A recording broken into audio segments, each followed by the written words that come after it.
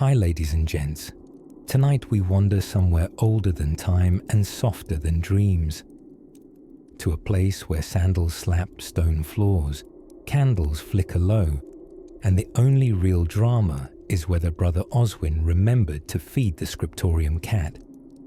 Picture, if you will, an office, but not the kind with swivel chairs, desktop chaos, and passive-aggressive sticky notes about who used whose mug. No, we're entering the Roman version. Imagine pillars, marble, a distinct lack of ergonomic anything, and papyrus. So, much papyrus. You see, the ancient Roman Empire may be famous for togas, legions, and the occasional spontaneous assassination, but behind all that drama was paperwork, mountains of it, troves of tax records, lists of grain rations, citizen censuses, and existentially boring shipping manifests documenting what went where, when, and who didn't sign for it properly. At the heart of this bureaucratic whirlwind was the humble tabularium. Not a spa, though they could use one. No, the tabularium was Rome's central archive. The name alone thuds onto the tongue like a dropped clay tablet. Picture a grand stone building filled wall to wall with wooden tablets, rolled scrolls, wax slates, and at least one very overworked man perpetually muttering about census errors in Gaul. Now, the Roman administrative process was astonishingly advanced, though tragically, no faster than watching olive oil drip from an amphora. Documents were written with a stylus on wooden tablets covered in wax. The Romans had a quaint love for pressing letters into wax, which sounds vaguely romantic until you realize most of those letters said things like, 17 bushels of barley, missing, please advise. For things more permanent, they used papyrus, paper's crunchy Mediterranean ancestor, an ink made from soot, water, and the tears of junior scribes. When it came to filing, the Romans didn't use metal cabinets or cardboard folders, no. They used cubbyholes called armaria, basically ancient pigeonholes, the sort of place where scrolls went to nap and sometimes never returned. If you were looking for a scroll from 5 years ago about the water tax levied on the northern quarter of Ostia, well, pack a lunch and say a prayer to Fortuna. To keep it all legible, they hired record keepers called scribi. These folks were the unsung heroes in togas, furrowing their brows in shadowy corners, scribbling with fur-tipped pens under flickering lamplight. If you ever thought your handwriting was bad, be comforted. Ancient scribes often wrote in all capitals, with no spaces and no punctuation. Good luck translating that after someone's wine goblet has spilled on it. Imagine young Marcus Scribonius, fresh to his job, sneaking bites of cheese between lines of grain inventory. His scroll smudged, his stylus chipped, and his spirit ever so slightly frayed. But he wouldn't complain. After all, it was considered an honor among the equestrian class to hold a desk job, even one involving parchment splinters and ink-stained toga hems. But Rome's bureaucracy didn't just live in stuffy offices. It was a mobile empire of order, streaming across provinces like a sluggish paperwork tsunami, powered by foot messengers called tabellari. These chaps jogged from major cities with satchels of scrolls thunking at their sides, Rome's version of express delivery, minus the tracking number. One notorious message took nearly 2 months to reach from Alexandria to Carthage, because the messenger became enchanted with a local dancer. True story, too often repeated.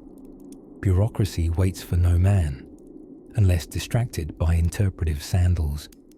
The Romans, ever practical, even invented the codex, the ancestor of our modern book, so they could consolidate multiple pages. Scrolls were elegant but unwieldy and prone to drama in the wind. Meanwhile, a codex could be flipped through, annotated, and left awkwardly on your friend's borrowed chariot, never to be returned. Still, for all their elegant buildings and ink-darkened thumbs, the true power of paperwork in Rome wasn't in the writing. It was in the boring brilliance of order. The empire thrived not solely through conquest, but through lists. Lists of what, where, who, and why. And once you start seeing the empire as a very fancy filing cabinet, well, it's suddenly rather charming. In an I didn't sign off on that papyrus requisition kind of way. So next time you sigh while stuck in line at the DMV, remember Rome. Not for the gladiators or the emperors, but for the silent scribes hunched beneath oil lamps, recording the 10th complaint about column C being built too close to column B.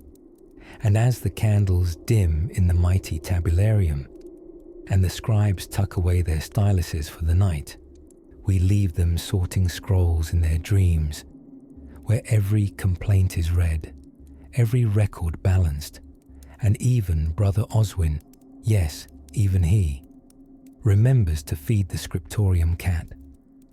Press that like button before your eyelids press themselves. Somewhere between their colosseums echoing with cheers and their wine merchants arguing about grapes, the ancient Romans had another, far less glamorous triumph. They perfected bureaucracy. Not the fun kind, if such a thing exists, but the kind that came with ink-stained fingers, whispery scrolls of papyrus, and a growing sense that you'd been queuing at the Forum longer than the empire had lasted. Let's drift gently now to a quiet office in Ostia, Rome's bustling port city, where the scent of sea salt mixed with aged parchment and someone's half-eaten fig. Inside, a Roman clerk, known as a scriba, hunched over his writing tablet in a pose that hadn't changed since sunrise, nor seemed likely to before the moon climbed over the tiled rooftops. Our scriba, let's call him Marcus, though he wasn't famous enough for the history books to bother with his surname, spent his days recording grain, shipments with all the passion of a man, describing beige to someone who already owned several shades of beige.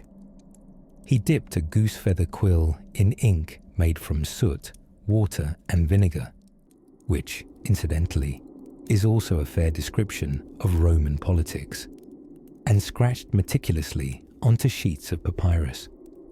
Papyrus wasn't exactly smooth. Writing on it was rather like dragging a stick through toast, but this was the cutting-edge technology of the day, unless you had access to the truly luxurious wax tablet. Oh yes, wax tablets, the iPads of antiquity, if your iPad melted in hot weather and accidentally recorded your sleeve every now and then. These elegant devices consisted of a wooden frame filled with a smooth layer of black wax. Predictably, bees were not consulted about their contribution. The stylus, usually made of bone or metal, was used to inscribe characters into the wax. You could then smooth it over and start again. The world's first backspace key, if you like. Very handy for recording the week's dramatic changes in olive inventory. Now, Marcus wasn't toiling alone. Legion upon legion of fellow clerks populated the offices of Rome's vast bureaucracy. From tax collectors and census takers to legal scribes and the unfortunate souls tasked with writing down the emperor's speeches without falling asleep. A full department existed just to index lists of horses. Yes, lists of horses. Rome, in fact, was prodigiously fond of lists. They listed citizens, slaves, goats, victories, bathhouse rules, and laws about listing things. They created the cursus publicus, the postal system, and with it, an empire-wide recipe for mailing things very slowly but triumphantly. Couriers trotted through the empire on official business, delivering scrolls tied with string, sealed with wax, and frequently late, because not even the gods could hurry the Appian Way during olive season. Even the Roman census, which was taken every 5 years, was an enormous paperwork adventure. Every head of household had to report their family, property, and social status, an early form of humble bragging turned legal obligation. If you failed to appear or were suspected of lying, you might find yourself spiritually disconnected from Roman life. Literally. To the Romans, accurate record-keeping wasn't just good governance, it was a sacred act. Census officials were called censors, and they reported directly to Jupiter himself, or at least they acted like it. The state archives, known as the tabularium, a vast stone building atop the Capitoline Hill, were a marvel of architectural seriousness. Grand stone corridors filled with dusty storage rooms, scroll baskets, and the whispered fear of misfiling something about grain prices. Imagine a Roman version of an underground library, where instead of wizards, underpaid clerks roamed between niches, grumbling about supply inventories and toga regulations. Now, if you're wondering how all these records survived, the answer is they mostly didn't. Fire, mold, the occasional barbarian invasion, all did their part in returning Roman paperwork to the dust from whence it came. But what has trickled down to us speaks volumes, quite literally, about how committed Rome was to the fine art of documentation. They were, in short, a civilization obsessed with writing things down. Not just grand history or immortal poetry, but the dull, glorious details of everyday existence. Who owed taxes, how many mules crossed a bridge, and whether Julia still owned that small plot of land she inherited from her cousin's mother-in-law. And tomorrow? Tomorrow Marcus would be back at his wax tablet, recording yet another shipment of amphorae, dreaming faintly of a civil war. Not because of politics, no, but because civil wars came with fewer forms to fill out. Gently now, let your thoughts settle among the scrolls and shadows. The ink dries, the quill rests. Somewhere in a tablinum, a candle flickers out beside a half-finished tax registry. And as the hum of record-keeping fades into twilight, we begin to stir softly toward Rome's next great administrative adventure. Now, before we can truly understand how the Romans filed paperwork, we must first ask a simpler and far more charming question. What did the Romans consider paperwork in the first place? Because much to the disappointment of any ancient office supply enthusiast listening from beyond the veil, or perhaps in another dimension where bureaucracy is the highest art, Romans did not have paper as we know it. No A4, no binders, certainly no gel pens or passive-aggressive post-it notes. Instead, they had scrolls, glorious, unwieldy parchment or papyrus contraptions that somehow managed to be both elegant and disastrously inefficient. Let me paint you a picture. You're a Roman scribe in the 1st century CE, perhaps named Publius, because that was one of the fanciest scribe-sounding names around. You've been up since the 2nd hour after sunrise. Your breakfast was a crust of bread and perhaps a few suspect olives.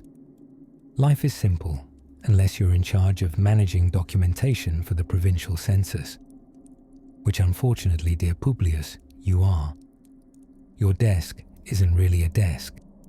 It's more of a broad plank perched atop 2 limestone pedestals, lovingly decorated with ink splotches formed not by design, but by a chronic lack of lids. The stylus, the Roman pen, sits beside a cracked wax tablet, waiting to ruin your forearm posture even more than yesterday. If you're lucky, you're working with papyrus today, smoother than parchment, a little cheaper, and imported all the way from Egypt. It crinkles like a dry leaf each time you unroll a scroll, giving every workday the subtle ambience of foliage in a light breeze. Romantic? Perhaps. Efficient? Not remotely. Now, let's say your job is to copy a senatorial decree, the kind of political memo that insists taxes must now be counted in sestertii instead of denarii, resulting in chaos, confusion, and at least one angry letter from a man named Gracchus who doesn't understand currency conversion. You start at the top of the scroll. There's no index, no page numbers. And finding one specific sentence involves unrolling the entire thing, like a particularly judgmental yoga mat. But you don't complain. After all, your options are limited, and silently suffering through bureaucracy has always been the Roman way. Archiving, you ask? Yes, the Romans had archives. In fact, they had an entire office dedicated to state documentation called the tabularium. Imagine a majestic stone building filled to the brim with scrolls, clay tablets, wax boards, and the size of 1,000 exhausted scribes echoing softly through time. Within the tabularium, records were organized using something delightfully rudimentary: wooden shelves, basic labels, and their own stubborn memories. Need to retrieve last year's census rolls? Just ask Marcus who filed them. Or was it Gaius? It's far too late. He's already retired to the countryside to grow lentils and forget. Of course, not every Roman worked at the imperial level. For your average Pompeian homeowner or provincial administrator, paperwork took on an even more personal form. Contracts weren't just scribbled, but sometimes inscribed onto humble clay tablets, folded closed, tied with string, and sealed with wax. An official seal was crucial. Without it, your rental agreement looked exactly like a story about goats, which, to be fair, many Roman rental agreements were. And if you were ambitious, the kind of Roman who dreamed of being prefect someday, you might keep your own ledger, called an ephemeris, a kind of proto-journal meets spreadsheet scribbled in your own hand. These daily entries recorded business transactions, personal expenses, debts owed, and the haunting awareness that ox cart maintenance would never quite be tax deductible. Let us not overlook the wonders of the wax tablet, perhaps the most charmingly impractical Roman innovation of all. A thin wooden frame filled with soft wax, ready to be scrawled upon and scraped clean again. Reusable, yes, eco-conscious even, but tragically vulnerable to heat. Leave your memo too close to the cooking fire and suddenly your love poem is a melted blob, your grocery list a smooth and accusatory void.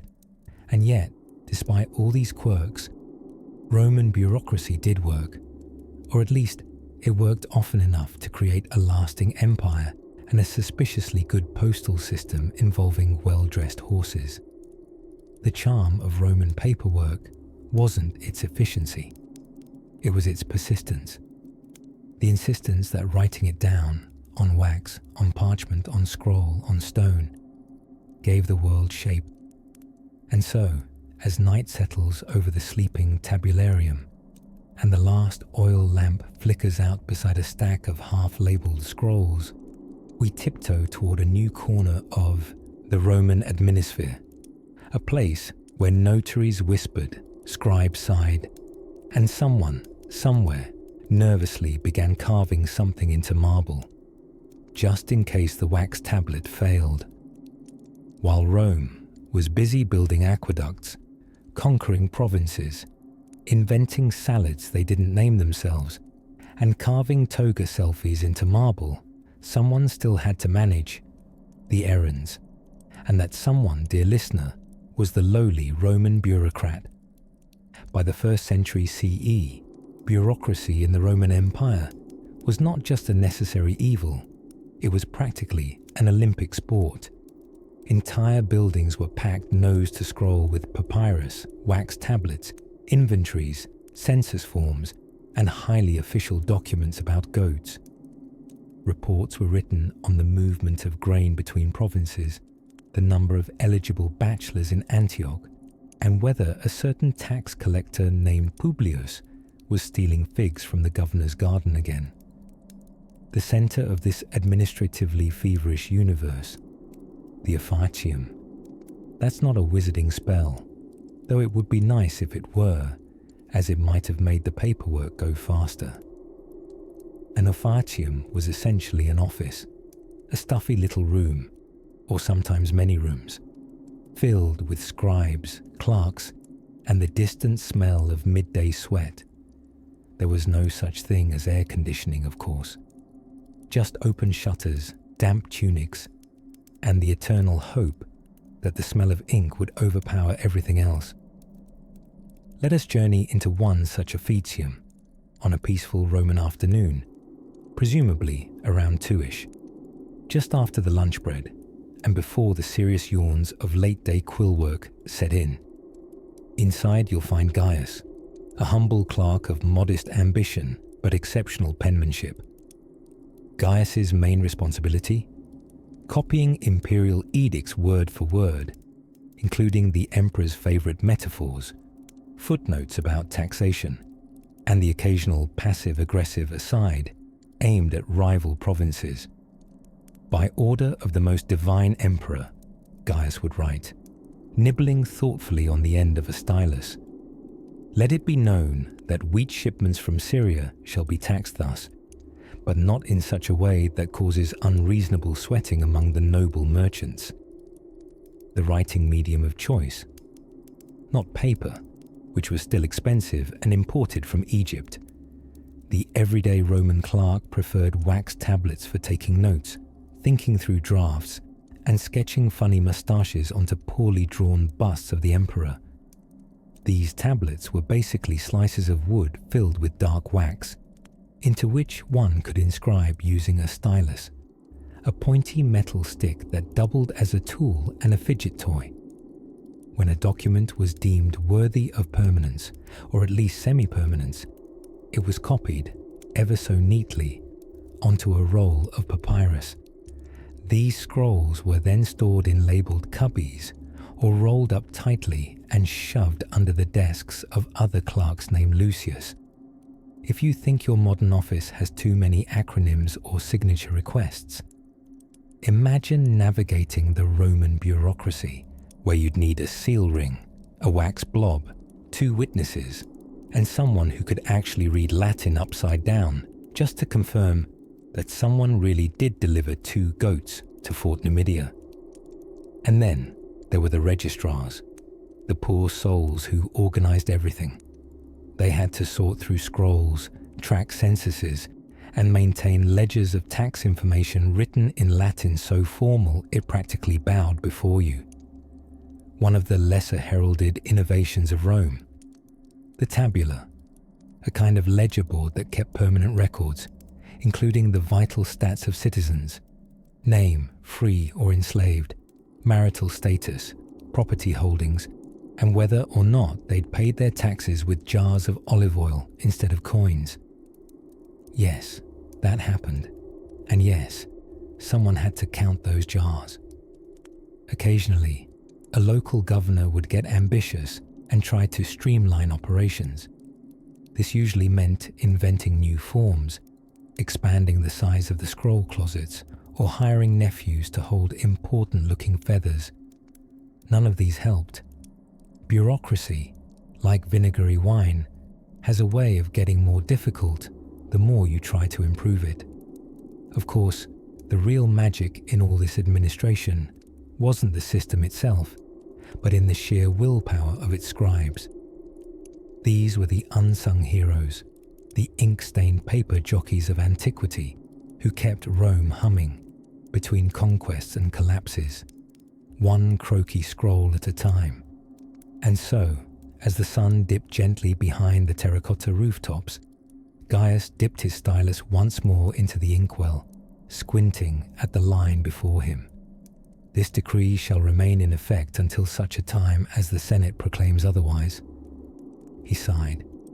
He knew, as all bureaucrats know, that this meant probably forever, or until someone spills wine on the document. Outside, a donkey brayed with apathy. Inside, the paperwork continued, tireless, eternal, and occasionally smudged. Of course, not all Roman paperwork stayed in Rome.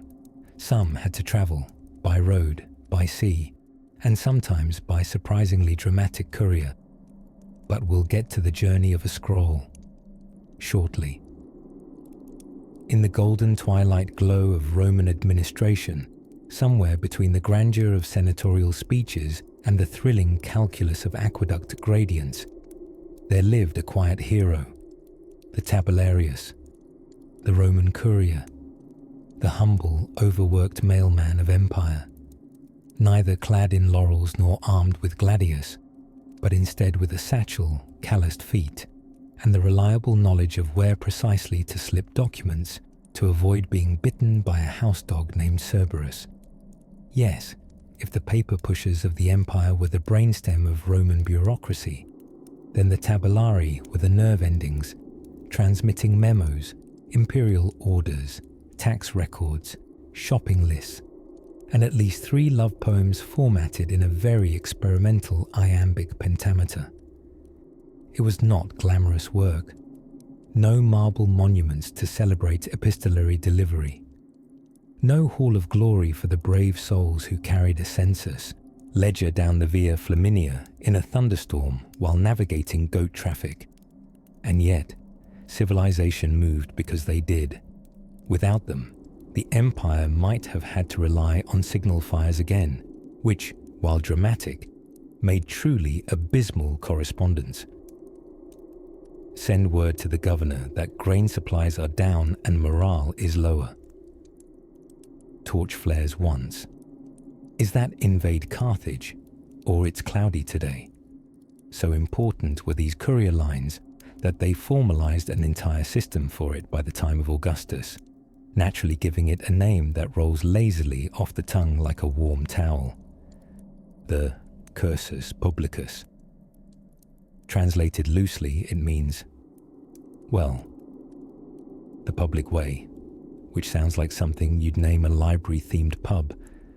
But in truth, this was the Roman Empire's official express mail service, a bureaucrat's dream, and likely the cause of one too many papyrus paper cuts. The cursus publicus was managed and funded by the state, which in Roman terms means it passed through at least 6 committees, 3 senatorial debates, and a cursive note from someone named Claudius, whose job title defies translation. It was essentially a pony express system, only ponies without PTO, paid toga outings.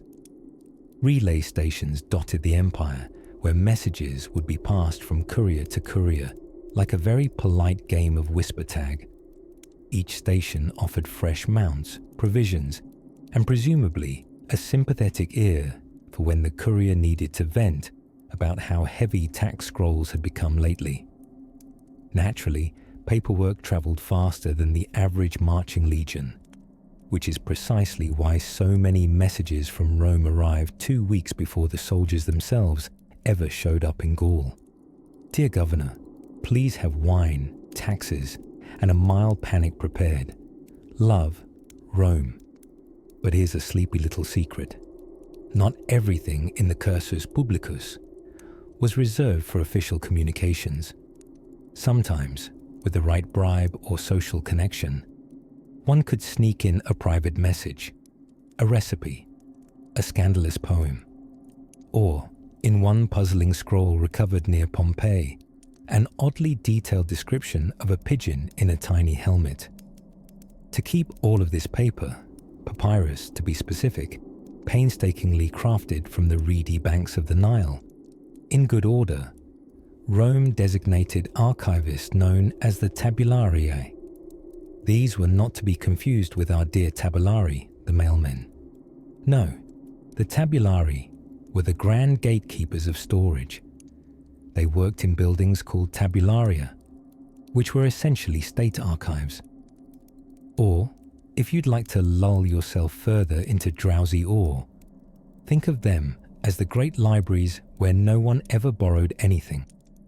Inside the cool, musty chambers of the tabularia, clerks organized documents chronologically, thematically, and in ways that gave them deep satisfaction, provided no one ever moved their piles. Shelves lined with cedar planks reduced the estimated lifetime of an average sneeze by 40%. Scroll labels were scrawled in ink, sometimes charcoal, and on rare occasion, in what appeared to be hurried meat juice. We do not ask questions.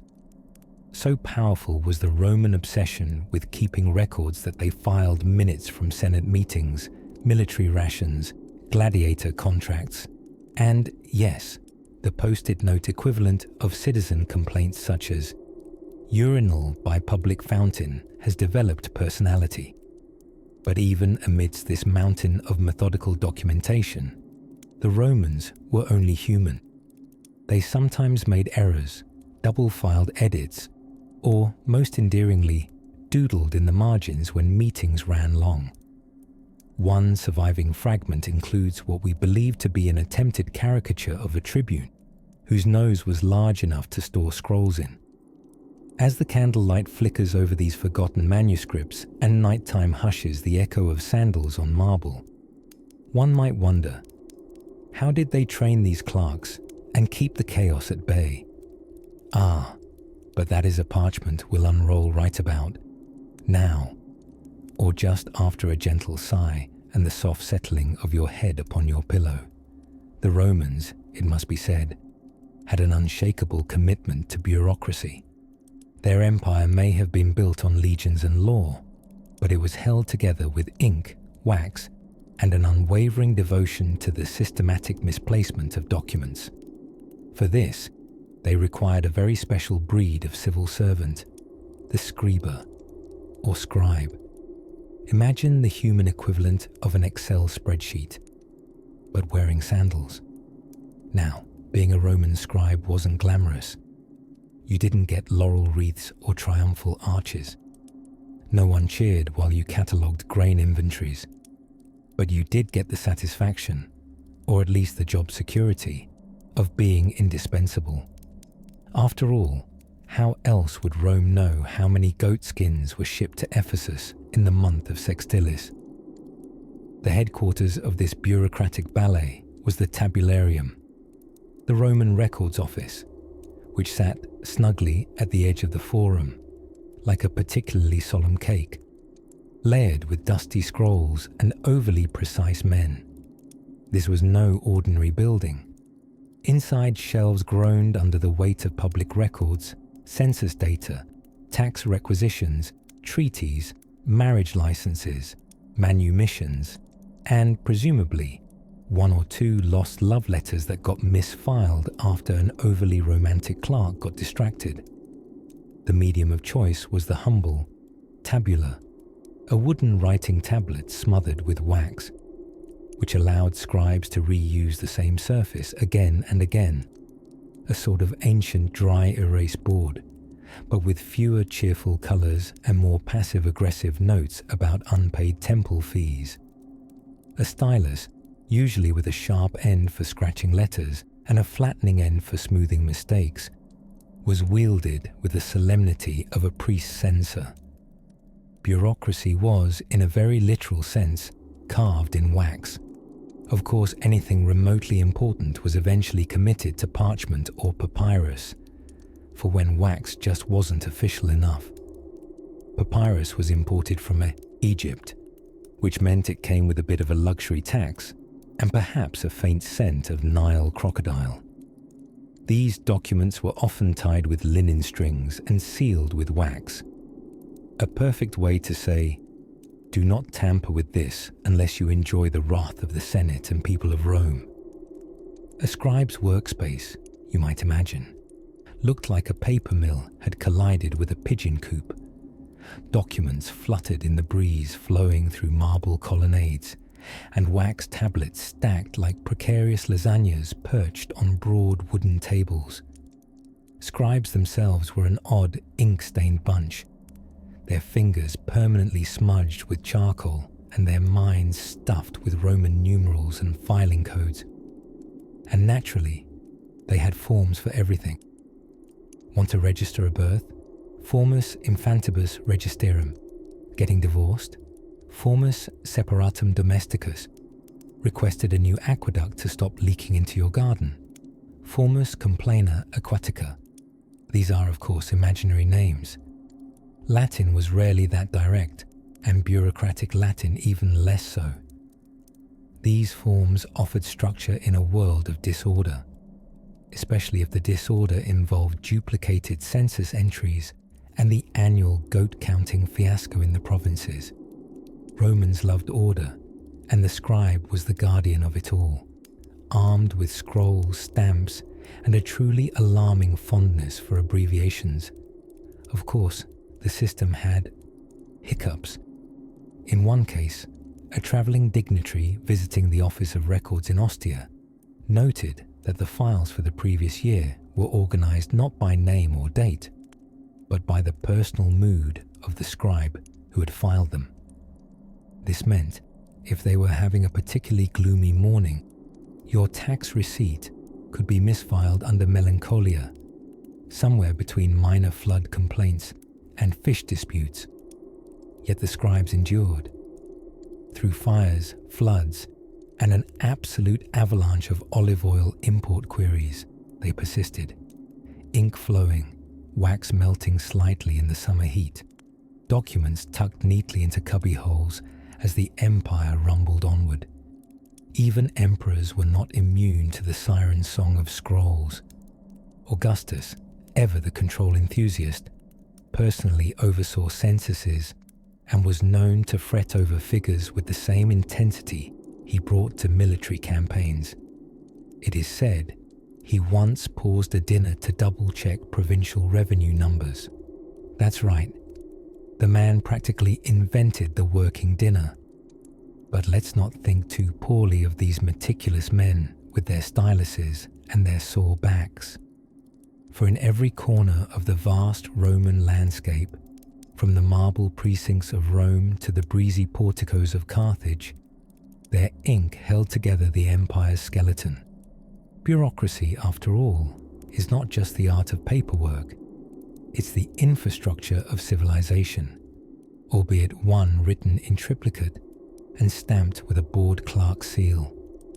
Now, as the night deepens and the last wax tablet is flipped shut for the evening, we drift toward another corner of Roman record-keeping.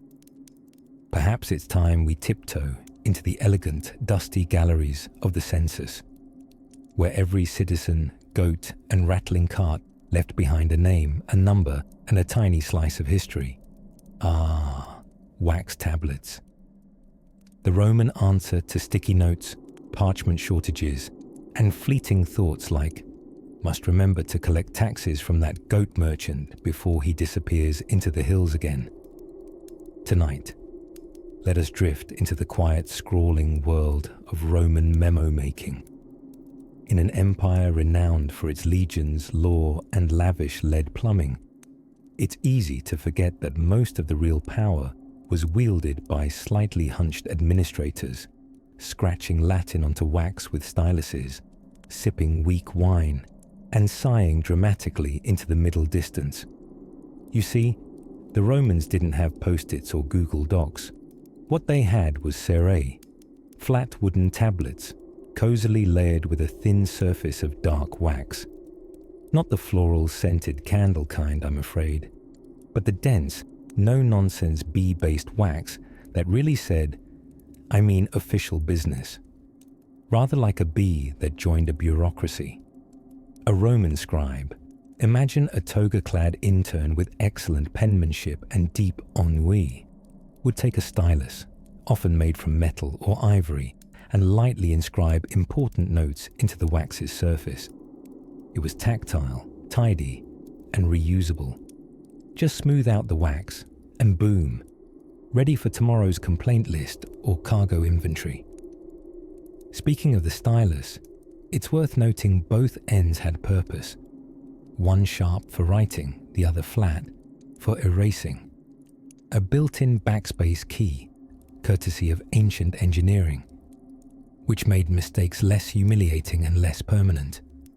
Unlike when someone scrawled, "Julius owes me 300 denarii," a bit too confidently, right before discovering that Julius was, in fact, dead, or a fugitive, or both, which was a common Roman combination.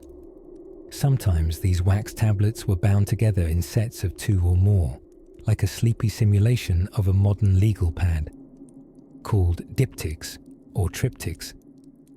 Depending on how ambitious your documentation needs were, they were the bureaucratic equivalent of nesting dolls. Very official, very ponderous, and a little squeaky to open, I imagine. Now, let us peek into one of the many dull but deeply important uses of these wax wonders.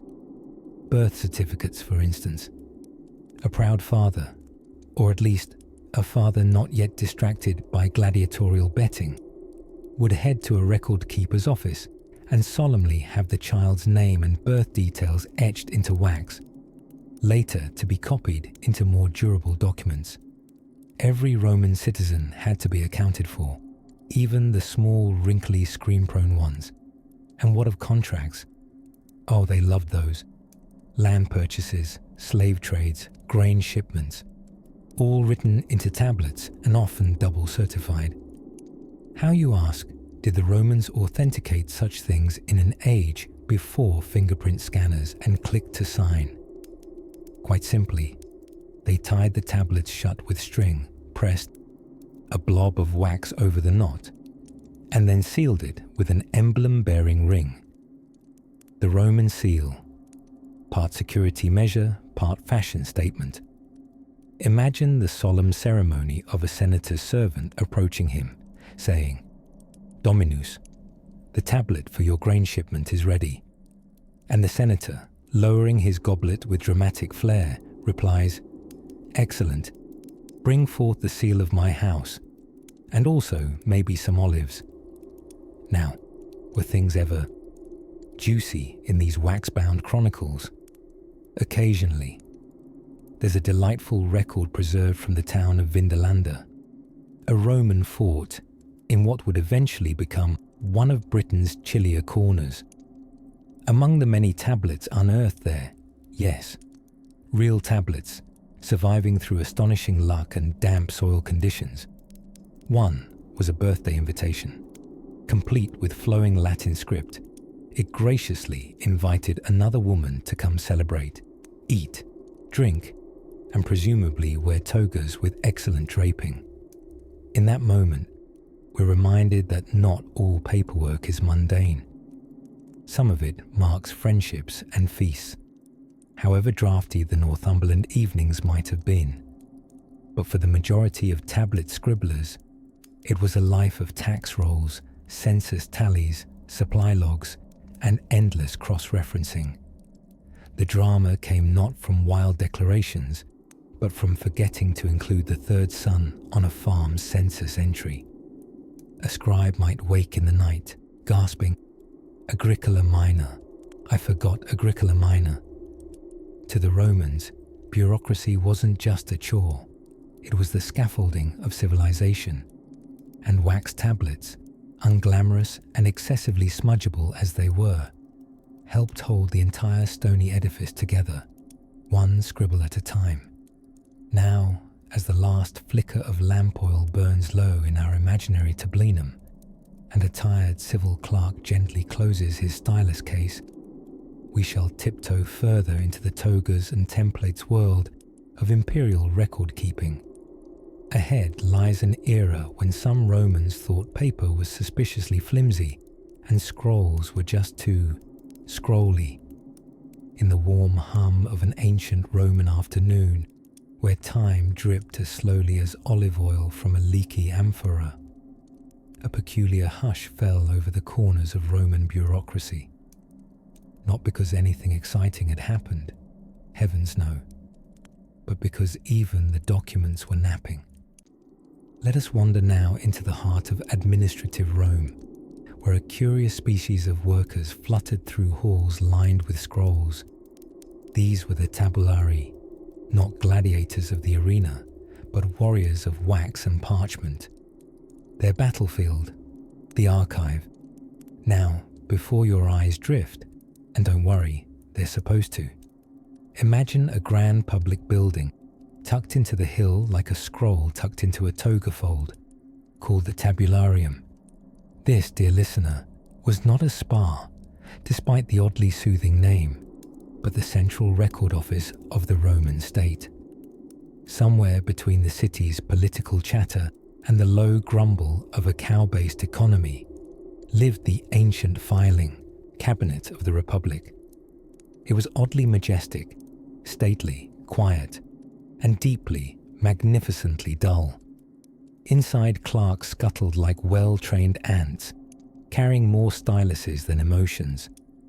They worked not for fame, nor for fortune, but out of a terrifying sense of duty and the sheer compulsion to copy things.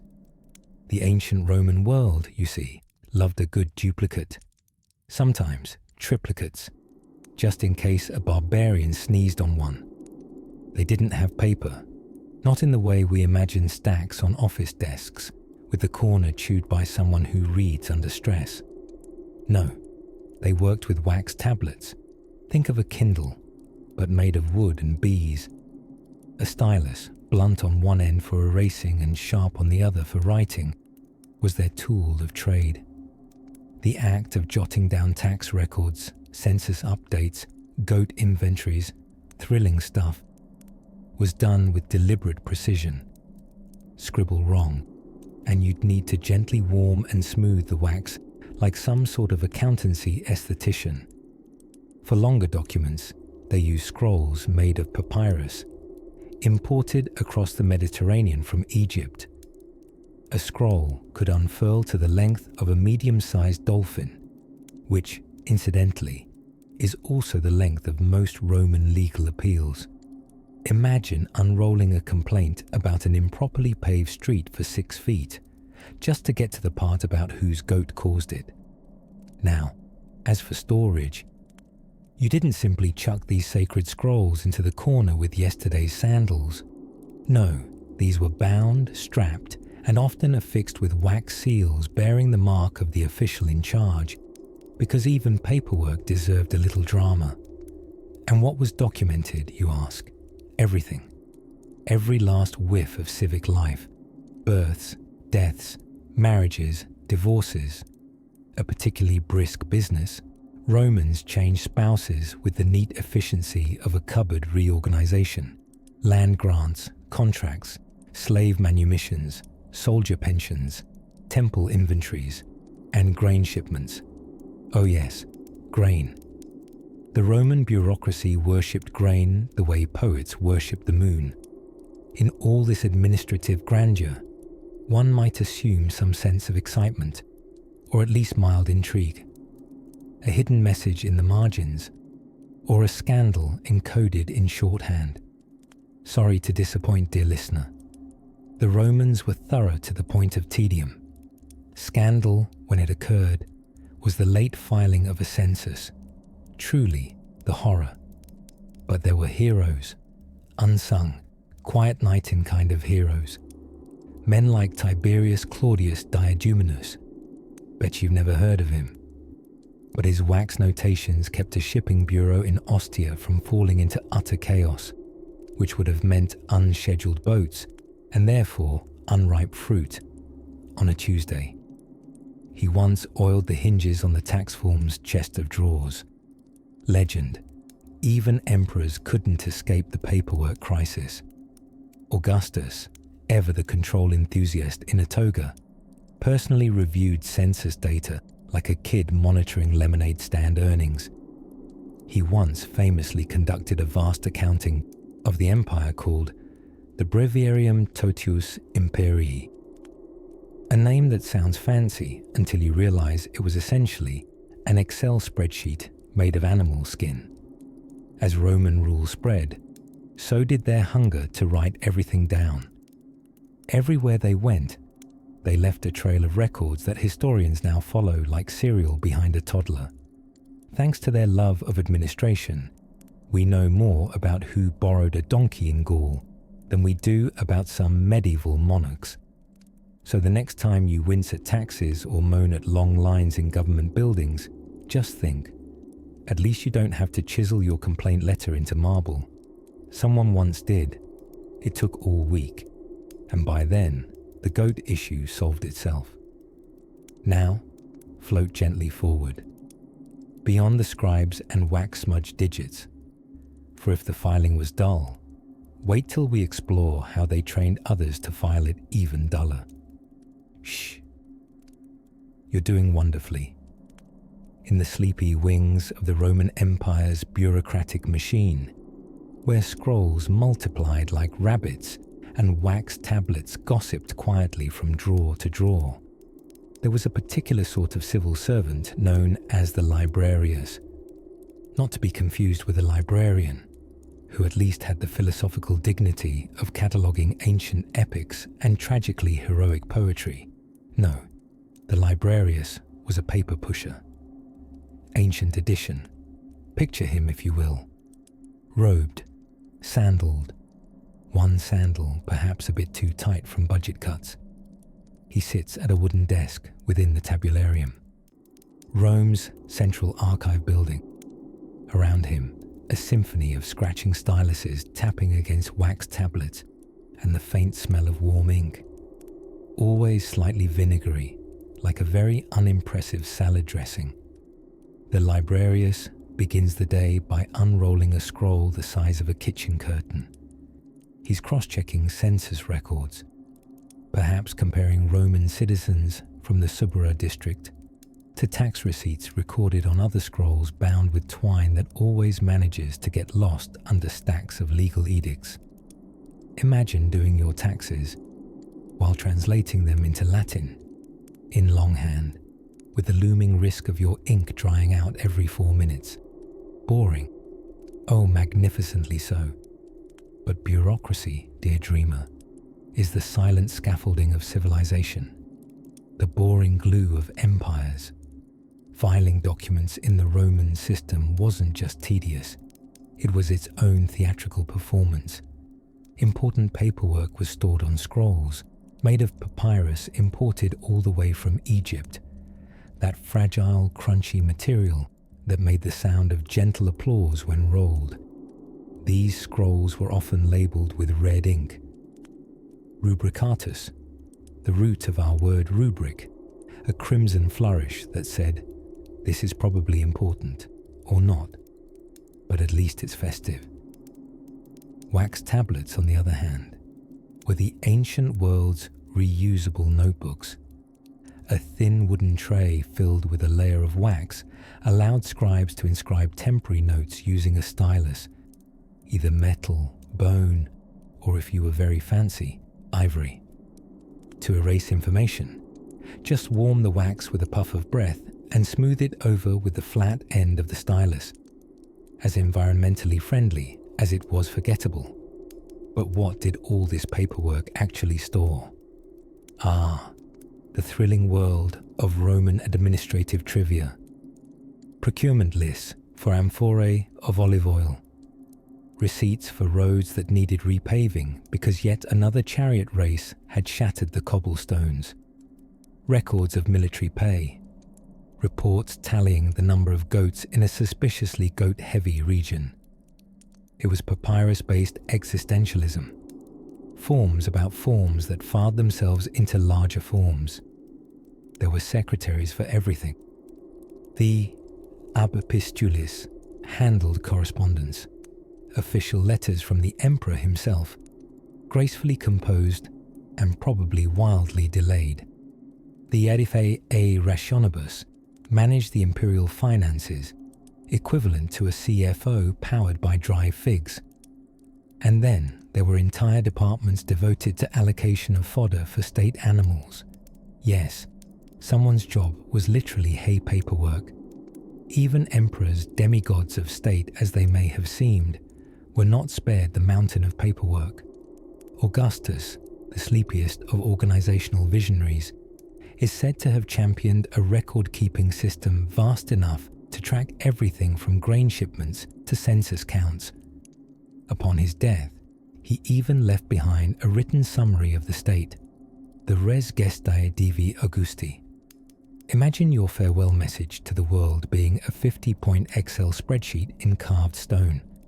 Filing, in Roman terms, meant storing scrolls in wooden pigeonholes or cylindrical clay jars, sometimes labelled with tags made of lead.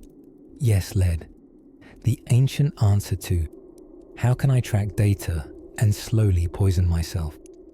For higher security documents, sealed wax stamps were applied, usually with a signet ring, a kind of password protection that worked surprisingly well, unless the messenger tripped and dropped the scroll in the Tiber. All this wrapped up in the warm, musty aroma of dust motes and empire. Rome may have conquered Gaul, but it was nothing compared to their conquest of administrative resilience. Filing was how they turned chaos into government. It was their superpower, slow-moving, often misplaced, but weirdly effective. Now, as the last candle flickers and a sleepy librarius tucks a scroll one last time into its wooden cubby, we leave the tabularium in a hush of parchment and indifference. Tonight, we've brushed fingertips against the silent paperwork of an empire, and as we drift gently forward, perhaps you'll wonder, what happened when Romans needed a copy? Or worse, a reprint? The Romans kept everything. Not in a metaphorical hoarder of emotions kind of way, but physically. On tablets, scrolls, codices. If it could be written, scratched, or chiseled, you could bet the average Roman bureaucrat had it filed in triplicate and tightly rolled in red tape that hadn't even been invented yet. By the 1st century CE, paperwork in Rome had become as important to the empire as aqueducts and sandals. You see, when you're managing the logistics of an empire stretching from Britain's rainy corners to Egypt's sunburned sands, you need records. Lots of them. Copied, categorized, and presumably kept somewhere a particularly grumpy scribe could find them. Enter the tabularium, not to be mistaken with a public bath or a place to buy olives. This was the Roman state archive, perched dramatically above the Roman Forum like a particularly judgmental librarian haunting the city. Within its echoing halls, documentation lived. Births, land ownership, military orders, Senate decrees. For every spear sharpened, there was a scroll detailing who paid for the sharpening, how sharp it was deemed to be, and whether the receipts had been properly signed in triplicate by someone with a sonorous title like sub-clerk to the deputy quaestor of sharpening affairs. But before we picture the tabularium as some classical version of a municipal filing cabinet, let's step back to consider how the paperwork actually made its way there. When Romans wanted to record something officially, they didn't grab a pen and spiral notebook. Instead, they summoned a notarius, a public scribe. These literary acrobats were like the stenographers of their age, if stenographers dressed in togas and occasionally moonlighted at trials or property deals. Many notary were slaves or freedmen, trained in the dark art of rapid dictation, using a system of shorthand called notae Tironianae, allegedly invented by Cicero's clever secretary Tiro. These scribes could take down speech at the speed of Roman gossip, which, trust me, moved fast. With a stylus in hand and a wax tablet balanced precariously on a knee, the notarius would capture your declaration of land ownership, your granddaughter's dowry, or your incredibly tedious list of goat-turnip transactions. Once notes were taken, the real task began, transcribing from wax tablet to parchment or papyrus. This was where the Romans' administrative flair revealed itself. The official copy was inked, rubricated, that's fancy talk for adding red headings, and sometimes sealed with a blob of wax and a flourish that may have looked impressive, but functioned mainly as a smug "I was here." The more important the document, the more layers of formality were added, as if bureaucracy were the equivalent of putting on an extra cloak each time you wanted to make a point. Now, about storing those documents. Scrolls were the go-to, papyrus or parchment, depending on the budget or whether Egypt was grumpy that year. These scrolls were kept in armaria, wooden cupboards, not unlike the kind that now hide your lost socks. Each armarium was meticulously maintained by librarii, the Roman record keepers, whose lives were surely full of index labels and quiet existential questions like, why did the senator label his wine import manifest under C for Carthage? As Rome grew, so did the bureaucracy. Provinces began sending duplicate records back to the capital. So picture this: a tired courier, dust in his beard, tugging along a small box of scrolls tied with string, and perhaps grumbling quietly about how Armenia's tax records could have just been described instead of documented in poetry. Yet somehow, it all worked. The empire ran, taxes were collected, legions were paid, and if a goat went missing in Hispania, someone in an office somewhere had a scroll explaining exactly when it vanished and a hypothesis involving a rival goat fancier. Of course, with so many records, mistakes happened. Inscriptions were miscopied. Decrees went missing just in time for awkward lawsuits. But rather than panic, the Roman bureaucrats did what any good official would do. They filed a complaint. In triplicate. There's a strange comfort in imagining all this. Scribes scratching away. Scrolls being organized by candlelight. Clerks disagreeing over the proper phrasing of "he defaulted on his centurion's bonus." A civilization so grand, yet so inevitably entangled in paperwork, like a mighty lion caught in a very well-documented net. And somewhere in the tabularium, echoing through those cold marble halls, a pigeon cooed softly, perhaps atop a misplaced scroll regarding the tax structure of beekeeping in Numidia. As the oil lamps flicker low and the scribes yawn into their ink-stained hands, we'll drift gently onward, soon to follow the trail of Roman stamps, seals, and why postmen in togas really did have the last word. The Romans, for all their military swagger and marble-carved ambitions, had one deeply underappreciated trait: their undying love of forms. Not soldiers in sandals, not emperors with laurel crowns, but scroll-toting administrators hunched at wooden desks, sighing over their wax tablets. Truly, the boring backbone of the Roman Empire was paperwork, and nestled in the heart of that bureaucratic beehive was one of Rome's most soporific inventions, the tabularium. Ah, the tabularium. It sounds exotic, doesn't it? Like a mysterious nebula. In truth, it was a big stone box full of more boxes.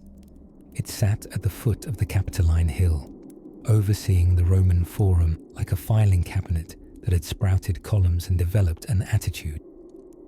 This was bureaucracy's temple, the empire's grandest archive, where every citizenship certificate and tax ledger was tucked away in cozy bundles of parchment, all lovingly catalogued, every single one.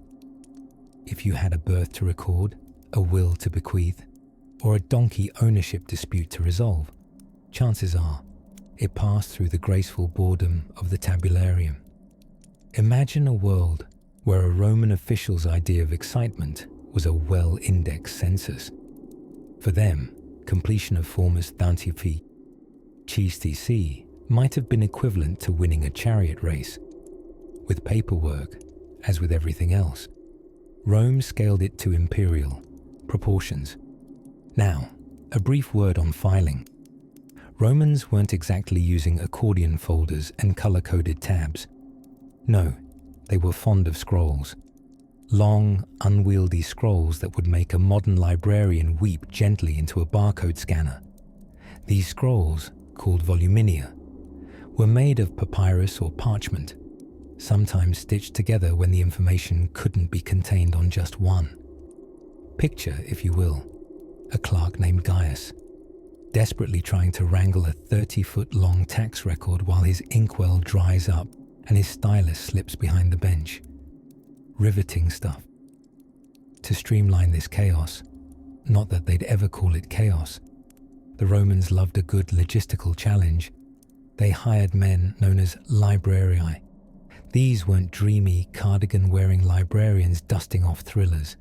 No, these were the grumpy underdogs of the Roman Empire, armed with sharp quills and even sharper wit. They not only had to write down everything dictated to them, they had to store it, cross-reference it, and retrieve it faster than a praetor having a midlife crisis over a misfiled decree. And what of mailing these precious forms? Well, Rome had its own postal system, the cursus publicus. This was essentially a relay team of overworked messengers and even more overworked horses. A slave, or if you were fancy, a freedman with a title like tabellarius, would trudge or gallop across the empire, scroll in hand, saddlebag overloaded, rain or shine, to deliver a dry list of grain shipments to the governor of some misty outpost in Gaul, all in the day's work. As for document seals, yes, wax was involved. Sealing a document wasn't just about keeping it shut. It was an honor, a proof of authenticity. Like signing a check, if the check were made of tree pulp and came with deep political implications. Every self-respecting Roman of rank had their personal seal, a signet ring kissed with wax and pressed proudly into the soft red or black blob. Result, a satisfying little emblem that said, "I endorse this thrilling account of annual fish market licenses." Let's take a sleepy little detour into the world of ink. Roman ink, or atramentum, was made of soot and gum. It was, as one might imagine, an uninspiring black that left great blobby surprises on parchment and fingers. Styluses weren't just quills, but also metal-tipped instruments fit for both writing and passive-aggressively tapping on marble desks. Doink, doink, doink went the stylus, as a bored clerk waited for a new requisition request for more requisition forms. Many Roman wordsmiths preferred the tabula rasa, a wax tablet with a wooden frame. On this smooth surface one could write, scratch out and write again. Perfect for drafting legal documents or doodling gladiators, fighting bureaucrats when no one was looking. The wax could be reheated and smoothed, giving the tabula its rasa, its clean slate. Not unlike the feeling one gets when finishing all their paperwork and realizing the empire hasn't crumbled because of a missing invoice. Yes, Rome's paperwork wasn't just bureaucracy. It was civic poetry in its most rectangular form. These scrolls and seals, these wax tablets and soot-based scribbles, were what made the empire not just large, but functional. Without them, aqueducts would still flow perhaps, but who would document their water pressure? And on that pleasant mental image of a Roman clerk gently massaging a scroll into alphabetical order, let us drift further into the dusty corners of civic life, where even monuments had their own registration numbers, nestled deep within the humming bustle of the Roman Empire. A land of marching sandals, marble ideals, and statues that rarely wore pants. There existed a quiet, almost sacred realm, the scroll rooms. These were not places of grandeur or drama. No, these were places of papyrus, wax tablets, and men with extremely tired eyes.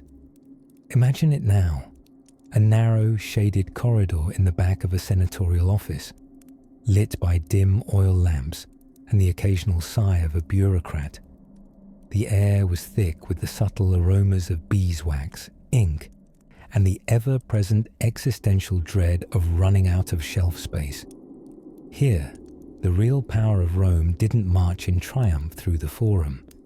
It was copied neatly in quadruplicate by Gaius the record keeper, whose quill squeaked softly as he scribbled yet another cinquefoil tax assessment onto a tablet.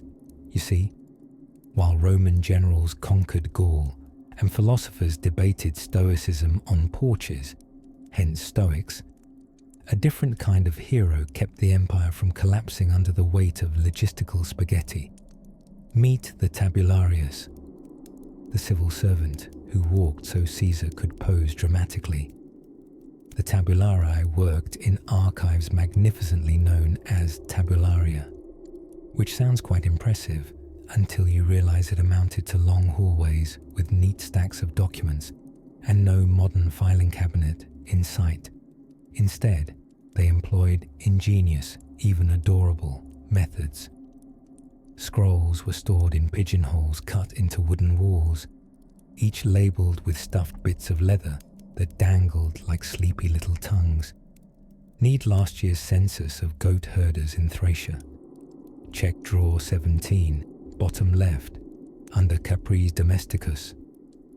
The Romans loved lists. They adored them.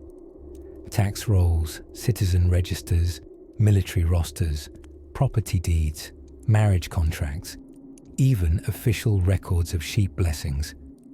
Nothing was too obscure to deserve its own papyrus scroll. They even had a registry of aquatic responsibilities, which included who was legally allowed to clean which aqueduct section and on what days, complete with lane assignments. Some of their most important documents were etched onto wax tablets. Handy little reusable notebooks made of wood and wax, just right for people who hated permanent decisions. Simply write your message in the wax with a stylus, a kind of ancient high-groove pen. And when your thoughts changed, warm the wax, smooth it over, and poof, your tedious bureaucratic confession was gone like a dream at dawn. And dreams were necessary in this world, for nothing dulled the senses quite like Roman accounting. These archivists had to keep track of annona receipts, the grain dole records for feeding the poor, the hungry, and anyone who claimed to be both. The empire ran on this finely tuned distribution system. If you showed up to the right office, with the right enrollment scroll with the right string still attached, you got your grain. If not, no porridge for you. Every entry had to be impeccable. Liquid ink pressed from soot and wine sediment had to flow just right. Quills were trimmed obsessively, like bonsai trees, to make Latin script behave. And heaven help the poor soul who smudged a scribe's careful senatus consultum, an official decree from the Senate. They were so heavy with legal import that accidentally inking over one was considered, well, not quite a capital crime, but certainly a coffee break offence. And speaking of coffee, they had none. Not a drop, only water, wine, or a suspicious barley brew so weak that even peasants raised eyebrows. Sleepy scribes pushed through the long hours with nothing but willpower, mediocre sandals, and the occasional stroll to the latrine for dramatic inspiration. At the heart of it all was the catalogues, the master list of what had been sorted, filed, lost, or tucked behind a pillar for future generations to worry about. These catalogues were updated diligently, often with inscriptions like misplaced during Saturnalia feast, presumed trampled. Not all heroes wear togas, dear listener. Some wear ink-stained tunics and carry rulers made of bone. And as the oil lamp flickers gently in that ancient tabularium, where countless documents await their occasional rereading, we leave the realm of sleepy scrolls and whispered wax impressions and stepped quietly toward another curious corner of Roman record keeping. By the time Roman scribes started dreaming in wax tablet shorthand, a curious shift had occurred within the endless annals of imperial bureaucracy. The rise of the archivist, not a warrior, not a senator, certainly not a chariot racer with flowing hair and questionable gods on his side. No, the Roman archivist was arguably more powerful, maybe less sweaty, and often better at remembering your mother's maiden name. You see, the Romans kept records of everything: births, deaths, grain shipments, property taxes, legions moving from one windswept province to another. And somewhere amid all this was the man, or more rarely, woman, tasked with storing, organizing, and retrieving these precious bundles of papyrus, parchment, and wax. They were called the tabulari.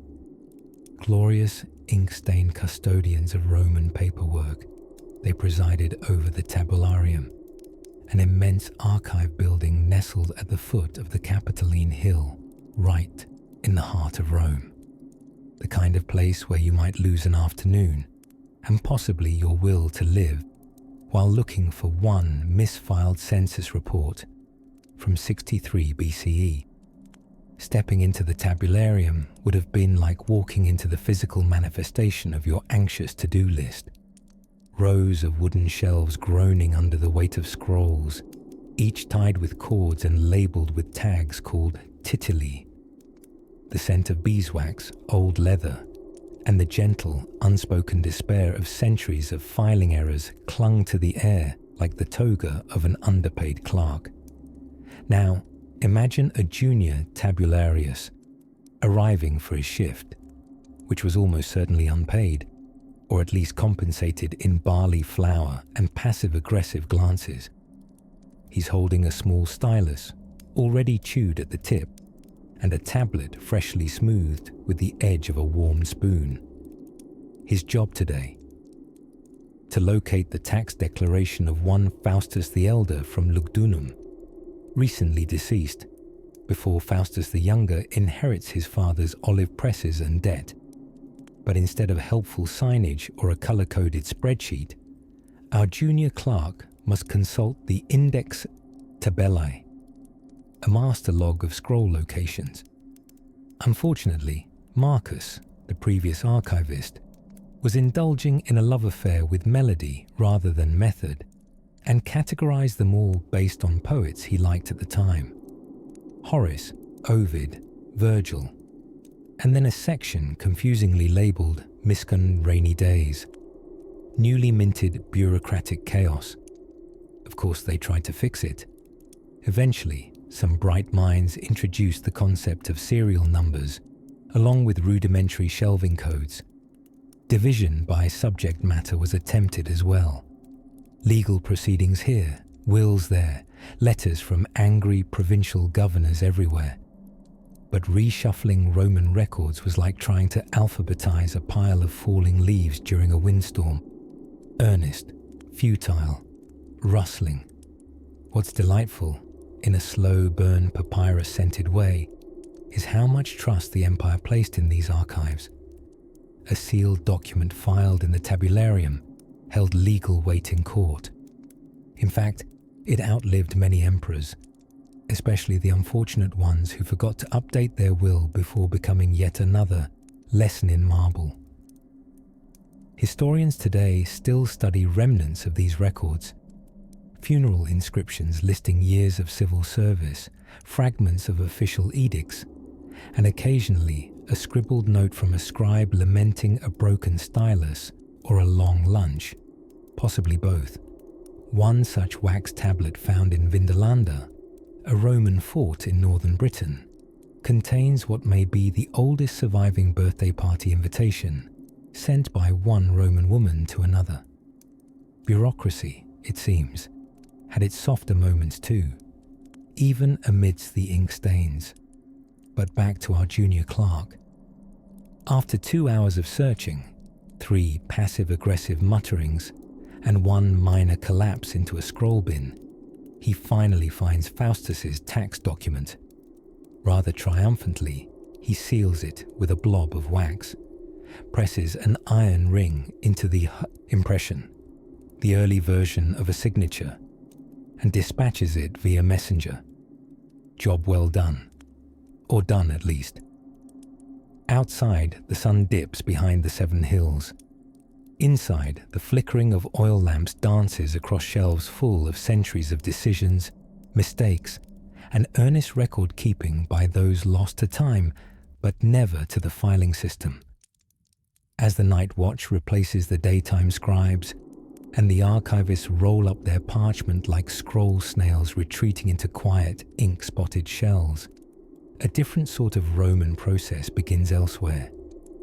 The complicated performance of law, because where there's paperwork, there's always court, drifting gently into our next sleepy tale. As Roman administration grew more complex, it was clear that not every magistrate could handle the flood of wax tablets, ink-stained orders, and undecipherable scribbles called official handwriting, with nothing but hope and a toga. The bureaucratic machine needed oiling, or, failing that, people to trudge along and push its wheels in tunics. So from the tinkling marble halls of Rome to the dustier corners of its many provinces, a figure began to rise in prominence, the humble Roman scribe, or scriba publicus. These were the quill-wielding, eye-squinting, paper-piling workhorses of Roman efficiency, and yet, bless their ink-smudged fingers, few would ever write a dramatic resignation letter worth of remembrance. They simply persisted. Most scribes weren't grand philosophers or silver-tongued orators. They were skilled enough to spell clemency correctly on the 50th draft and nimble enough to stack tablets without collapsing a column. Many of them were former slaves or freedmen, trained in the sacred arts of writing neatly, not falling asleep while transcribing edicts, and grunting knowledgeably when asked where form XHA Q was stored. Their workplace wasn't glamorous. Picturing a Roman records room is a bit like imagining a public library on a Tuesday, quiet, filled with the scent of dust and ambition, and punctuated with the occasional sneeze. Long wooden benches groaned under the weight of administrative despair. Wax tablets were stacked like lasagna sheets. Damp scrolls hung drying from overhead rails, and somewhere in a corner, a clerk probably desk-skilled a stylus with a look of deep spiritual fatigue. Now, Romans weren't fond of wasting papyrus. This was not a civilization that printed "please recycle" at the bottom of every edict, but they were certainly a culture that preserved even the most mundane notes. Every whispered decision of a municipal council, every fine for parking your ox improperly on the via publica, was swiftly documented and filed away forever, presumably just in case some imperial accountant named Septimus wanted to dig it up 12 years later. The Roman equivalent of a spreadsheet was a tabulae, a tablet, often of wax, upon which thoughts could be etched, erased, and re-etched until someone inevitably poked a hole through it swearing in Latin. For longer-term storage, information went onto papyrus scrolls, tied with string, labeled with proud little tags called tituli, and placed into capsae, those charmingly round hatbox-like scroll containers. And for completeness, those capsae were shelved with utmost randomness in buildings known as tabularia, the state archives. But here's the twist.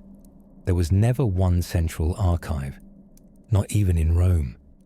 The empire preferred decentralization, or rather, it simply tolerated chaotic filing systems. Each city, or sometimes even neighborhood, had its own pocket of dusty history, guarded by clerks with a passion for denying you access to anything you asked for. To navigate this papery underworld required not just a scribe, but a master of forms, someone who knew which corner of the forum you'd need to stand in, facing which god, on which market day, before being granted a copy of your sheep inventory quota. Over time, some scribes accrued influence. The highest-ranking scribes, especially those within the imperial bureaucracy or tied to powerful families, scooted into positions of genuine clout. A flattering noun or a missing signature could change the fate of an application, a court case, or a tax document. Paper may have been silent, but in Rome, paperwork could whisper power, and those who wrote it listened. Still, it wasn't all thrilling intrigue and official stampage. Much of a scribe's life was deeply, faithfully dull. Copying the 12 tables law code endlessly by hand, making sure the comma was beneath the cow rather than the citizen, and staying awake during yet another senator's impassioned plea for diversion canal funding. But even here, in the silent tapping of stylus on wax, there was a quiet heroism. After all, someone had to keep the empire's tangled logic in legible form, ensuring that Caesar got his census and tax collectors got their grumbles. And so, as we quietly tiptoe past the sighs and scratches of the midnight scribes, back down the torch-lit hallway of bureaucracy, it's time we turn our gaze to the people who not only read the paperwork, but actually enforced it. Now, nestled among the many bureaucratic lullabies of Roman administrative life, the scrolls, the wax tablets, the endless duplication of reports, was the unsung hero of Roman paperwork, the tabularium. Ah yes, the tabularium.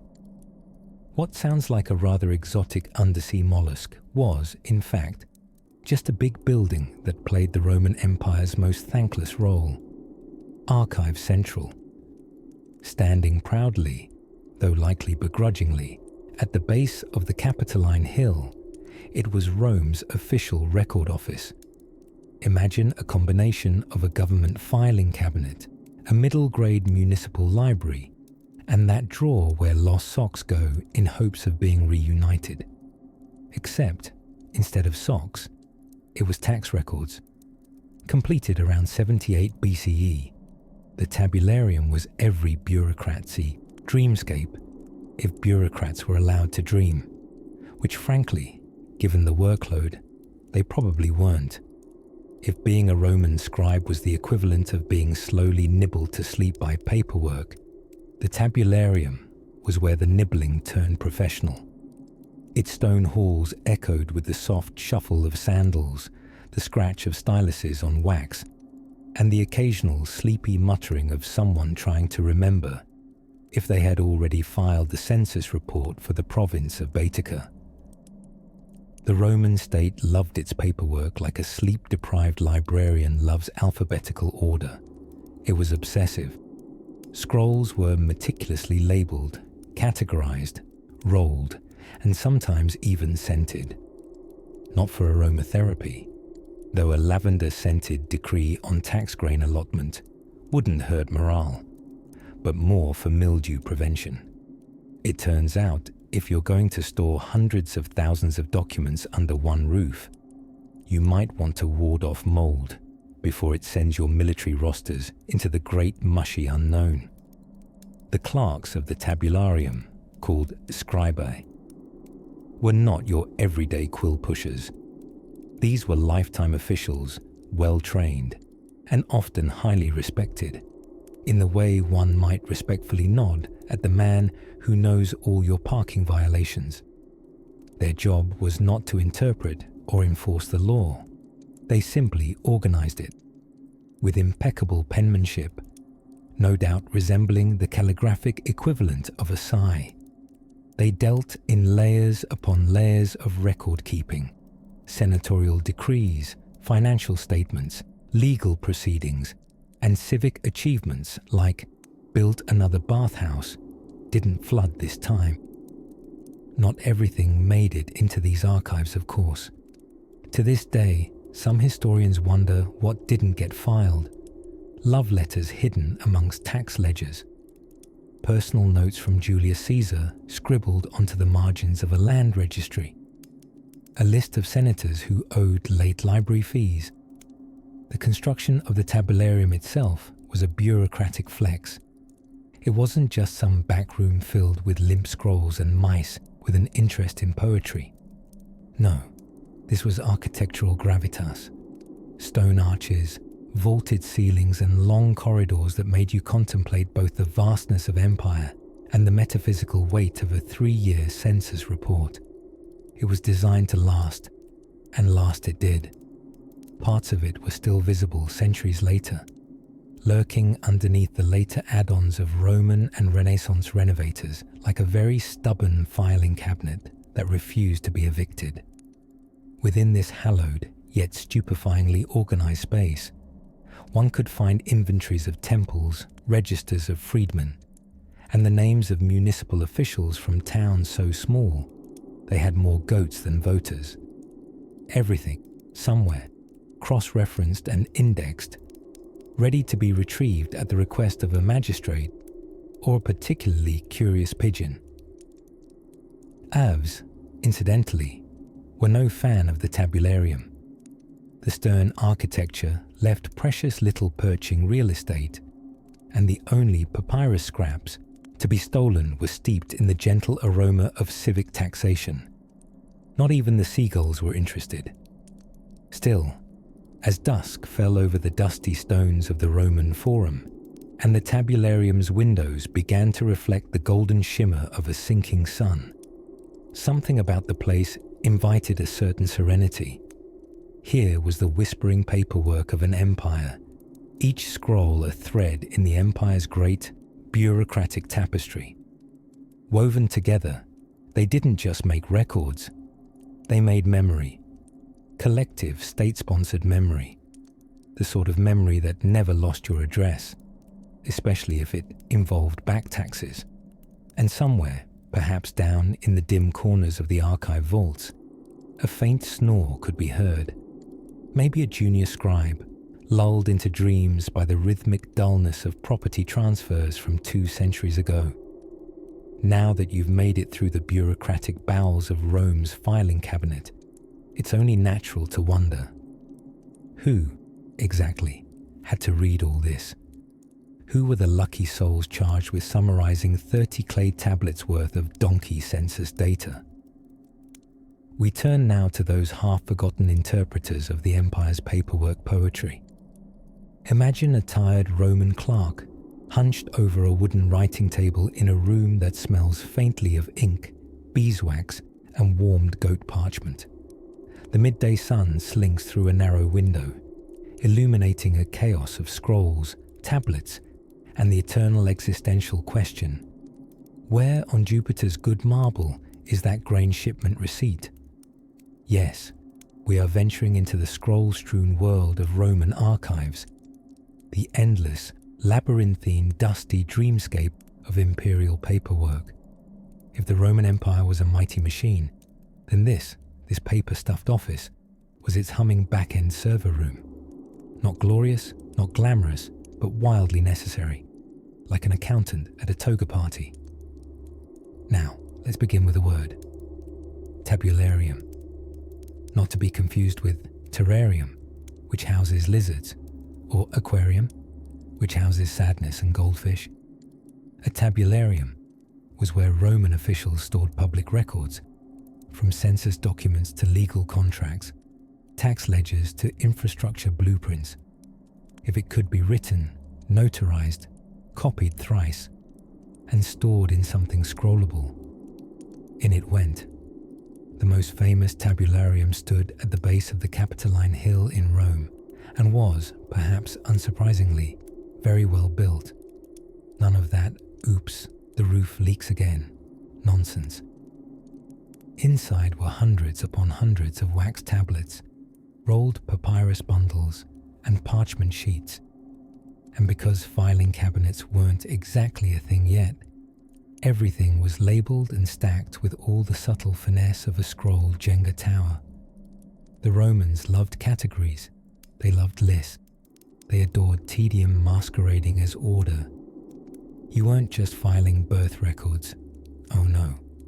You were filing citizen birth records in municipal-level jurisdictions under the Augustan census initiative of 28 BCE.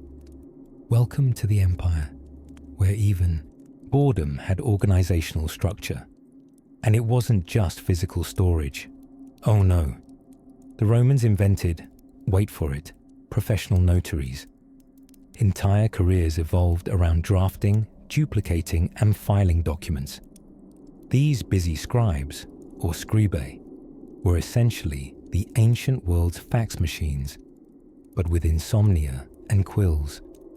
They were assigned by department: military scribes, treasury scribes, even scribes who did nothing but record slave registrations. Yes, Rome had that many people, and that little trust. Documents themselves were an art form. Earlier in the Republic, records would have been etched into bronze tablets for permanence. But bronze was heavy, expensive, and not particularly cozy. Papyrus, on the other hand, was the darling of bureaucracy. Imported from Egypt, sliced thin, pressed together, and dried. It was the efficient, if not slightly crinkly, cousin of today's office paper. And because Romans hated blank space, every inch was filled with calligraphy, corrections, margin notes, and sometimes food stains. Was it confusing? Of course. That was half the charm. Imagine a busy magistrate in Aquileia trying to reference a road construction permit from 2 years prior. First, he'd dispatch a junior clerk, a libertus, if lucky, or an overqualified cousin, to the local tabularium. The clerk would consult a wall of wax tablet indexes, trace names back to the province and date, and eventually order a scroll retrieval. 3 hours and a grudging bribe later, a document would be found, in Latin naturally, signed twice and sealed with thread and wax, featuring a witness list and 2 references to Mars just to spice it up. Now, you may wonder, given all this, did documents ever get lost? Constantly. Despite their best intentions and rather charming leather record satchels, Roman administration suffered the same fate as every bureaucracy in history. Someone always misfiled the crucial invoice. Sometimes it was simple mislabeling. Other times, entire report sets would be lost to mildew, fire, or very determined mice. There are references in letters from Roman officials lamenting that the record of land allotment for the northern province cannot be found, followed by an elegant understated phrase like, "It's all terribly inconvenient." But Rome endured, mostly because it kept copying everything. For important decrees and contracts, up to 5 copies were made. 1 for the city, 1 for the province, 1 for Rome, 1 for the archives of the temple, and another for that person who always asked just in case. So, when we think of Rome's power, we think of its legions, its aqueducts, its gladiatorial games. But truly, in the background, it was all propped up by a mountain of scrolls and a weary scriber with sore wrists. And as the sun sets over the scribal desk, the last wax tablet of the day is closed, its words safely sealed for bureaucratic posterity, and somewhere, deep in the folds of the empire, a governor breathes a sigh of relief, until someone asks for the copy. And so, we gently close the records drawer of the day, leaving parchment dreams to settle like dust in the warm flicker of a Roman oil lamp. Just in time to explore what happens when Roman bureaucracy met its greatest foe. Romance, in the middle of the Roman Empire's paper-pushing prowess, lay a curious little job title, the librarius. Now, don't let that name fool you. It sounds like someone who might shush you gently in a library. But in truth, the librarius was something closer to a caffeine-fueled office assistant with ink-stained fingers and a permanent squint from decoding military orders written in all uppercase Latin. There he sat, hunched over his wax tablet or papyrus roll, armed not with a stack of color-coded post-it notes, but with a metal-tipped stylus, a sponge, and possibly a growing sense of existential dismay. His main job: copy. Everything. Orders from above, reports from below, weird requests from senators who wanted their bathwater temperature recorded in triplicate. Any missive that flowed through the limbs of Roman governance usually passed under the dead-eyed stare of the librarius, who scratched and scribbled for hours in candlelight, sometimes to the hum of a lyre from the next room, if he was lucky. Now, this might sound like an ideal job for an insomniac with a perfectionist streak, but the Roman bureaucracy was not known for its brevity. Forms ran on, and on, plastered in formal salutations so thick you'd think each letter was addressed to Jupiter himself. To Gaius Pomponius Flaccus, chief magistrate of the Eastern Grain Oversight Council, brother-in-law to the esteemed Marcus, and second cousin of the man who once sat next to Augustus at dinner. And that's just the opening line. To make matters more delightfully tedious, every report had to contain precise metrics. Rome loved data before data was cool. Carts, chickens, conscripts, corn, each given a proper count and column, all needing to be duplicated and dispatched to a variety of offices in triplicate. This meant that for every letter sent to the provincial governor, there were likely 2 dusty copies mouldering in the back corner of a record room somewhere in Ostia, guarded by a man who hadn't blinked in 17 years and who swore he saw a rat learn Latin. And then there was the little matter of delivery. You see, while the modern world has the blessing of whimsical concepts, like email, Roman clerks relied on the cursus publicus, a vast network of relay stations, mailmen, and occasionally extremely grumpy donkeys. The librarius's perfect penmanship could be evaluated halfway across the empire 3 weeks later, scrawled across parchment that had crumpled slightly in the saddlebag next to a half-eaten olive loaf. Were there postal delays? Certainly. There were days when barge traffic along the Tiber was slower than a turtle on leave, and everyone knew the Corinthian mail runners had a tendency to slip suspicious letters down wells if they smelled vaguely of tax audits. But the Roman machine swirled on. It's curious to think that all this was underpinned by systems of archiving.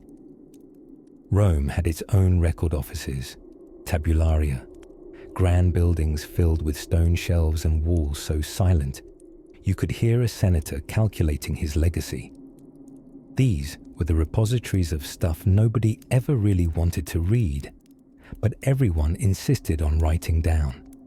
Contracts, edicts, census data, all nested in rooms so dense with bureaucracy, they gave off the faint scent of ink, wood smoke, and regret.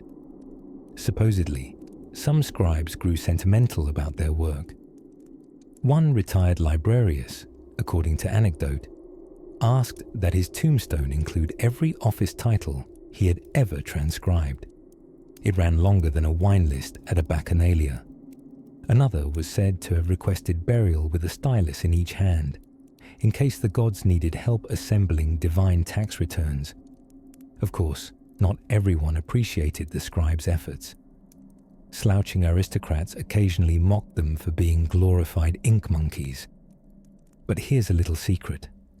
Those aristocrats still needed their letters sent, and no one felt like copying grain tariffs into the emperor's birthday log, but the humble Beat librarius. In the end, bureaucracy always wins. Even Jupiter, one suspects, kept a filing system.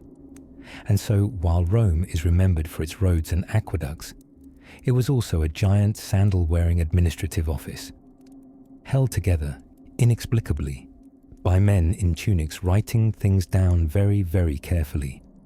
Now, imagine the quiet scratching of stylus on wax, the rustle of papyrus rolls unfurling in the amber light, as we drift gently toward the next gentle mystery whispered from the shelves of imperial paperwork.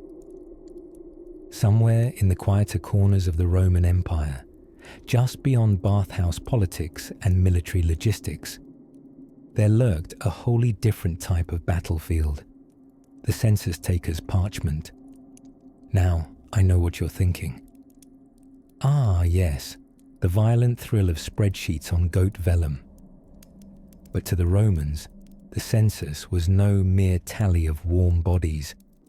It was a finely tuned apparatus designed to determine how many citizens could be taxed, conscripted, or otherwise gently coaxed into public service. And nothing says sleep tight like a good tax assessment. The official in charge of all this was the censor, a grand title for a man whose primary job was carefully counting people and judging their lifestyle choices. Imagine someone knocking on your domus door and asking not just how many goats you own, but also whether your morals are up to imperial code. That's Rome for you. Censuses occurred every 5 years. This ritual was as regular as Saturnalia hangovers. Citizens were summoned to appear in person at the Campus Martius in Rome, where they declared their assets, their families, and sometimes, if they were feeling particularly honest, even their sins. In theory, this was noble republican order at its best. In practice, it was a bureaucratic potluck of exaggerated cow counts and conveniently relocated cousins. The format was a blend of paperwork and performance. Citizens recited what was called a professio, a spoken declaration of their living situation and possessions, which was then recorded by scribes with the precision of a caffeinated owl. One might say, Lucius Calpurnius, son of Lucius, of the tribe Papiria, dwelling near the Aventine, possesses 2 vineyards, 1 very reluctant mule, 3 adult sons, and, if the gods will it, another on the way. This information was chiseled into wax tablets before being later transferred to scrolls, layers of bureaucracy like phyllo dough. Remember, paper didn't exist in the Pergamena sense. Romans worked with papyrus, imported from Egypt, and wax tablets for short-term scribbling. The longer the census went on, the thicker the scribe's wrist became. They called that biro's elbow, except of course they didn't yet have pens. Now, not everyone appreciated this ancient paperwork parade. Some citizens fled to the countryside to avoid the census, citing grand excuses like a mysterious goat illness or I left my toga in Carthage. But woe to the dodger. If you failed to declare, you risked being branded incensus, which sounds mysterious and intriguing, until you realized it meant you were officially invisible. No vote, no legal protections, no respectable seat at the banquet table. But perhaps the most curious detail of all lies not in what the Romans counted, but how they counted you. They were obsessed with order and hierarchy. Citizens were assigned to classes not just based on wealth, but also virtue, a rather nebulous criterion tested chiefly by how often one refrained from scandalous toga behavior. And if you really want a window into the Roman soul, consider this. The census ended with a purification ceremony known as the lustrum. After the counting came the cleansing, a symbolic sweep of the social ledger. 2 pigs, a sheep, and a bull were sacrificed in a triple-decker ceremony that felt less like livestock loss and more like a spiritual audit. Rome liked its sacrifices like it liked its public baths, steamy, dramatic, and occurring on a strict schedule. Despite all their fanfare, however, the goal was simple: create a public record so vast, so detailed, and so deeply boring that even future historians would fall asleep midway through the scroll. And indeed, they almost succeeded.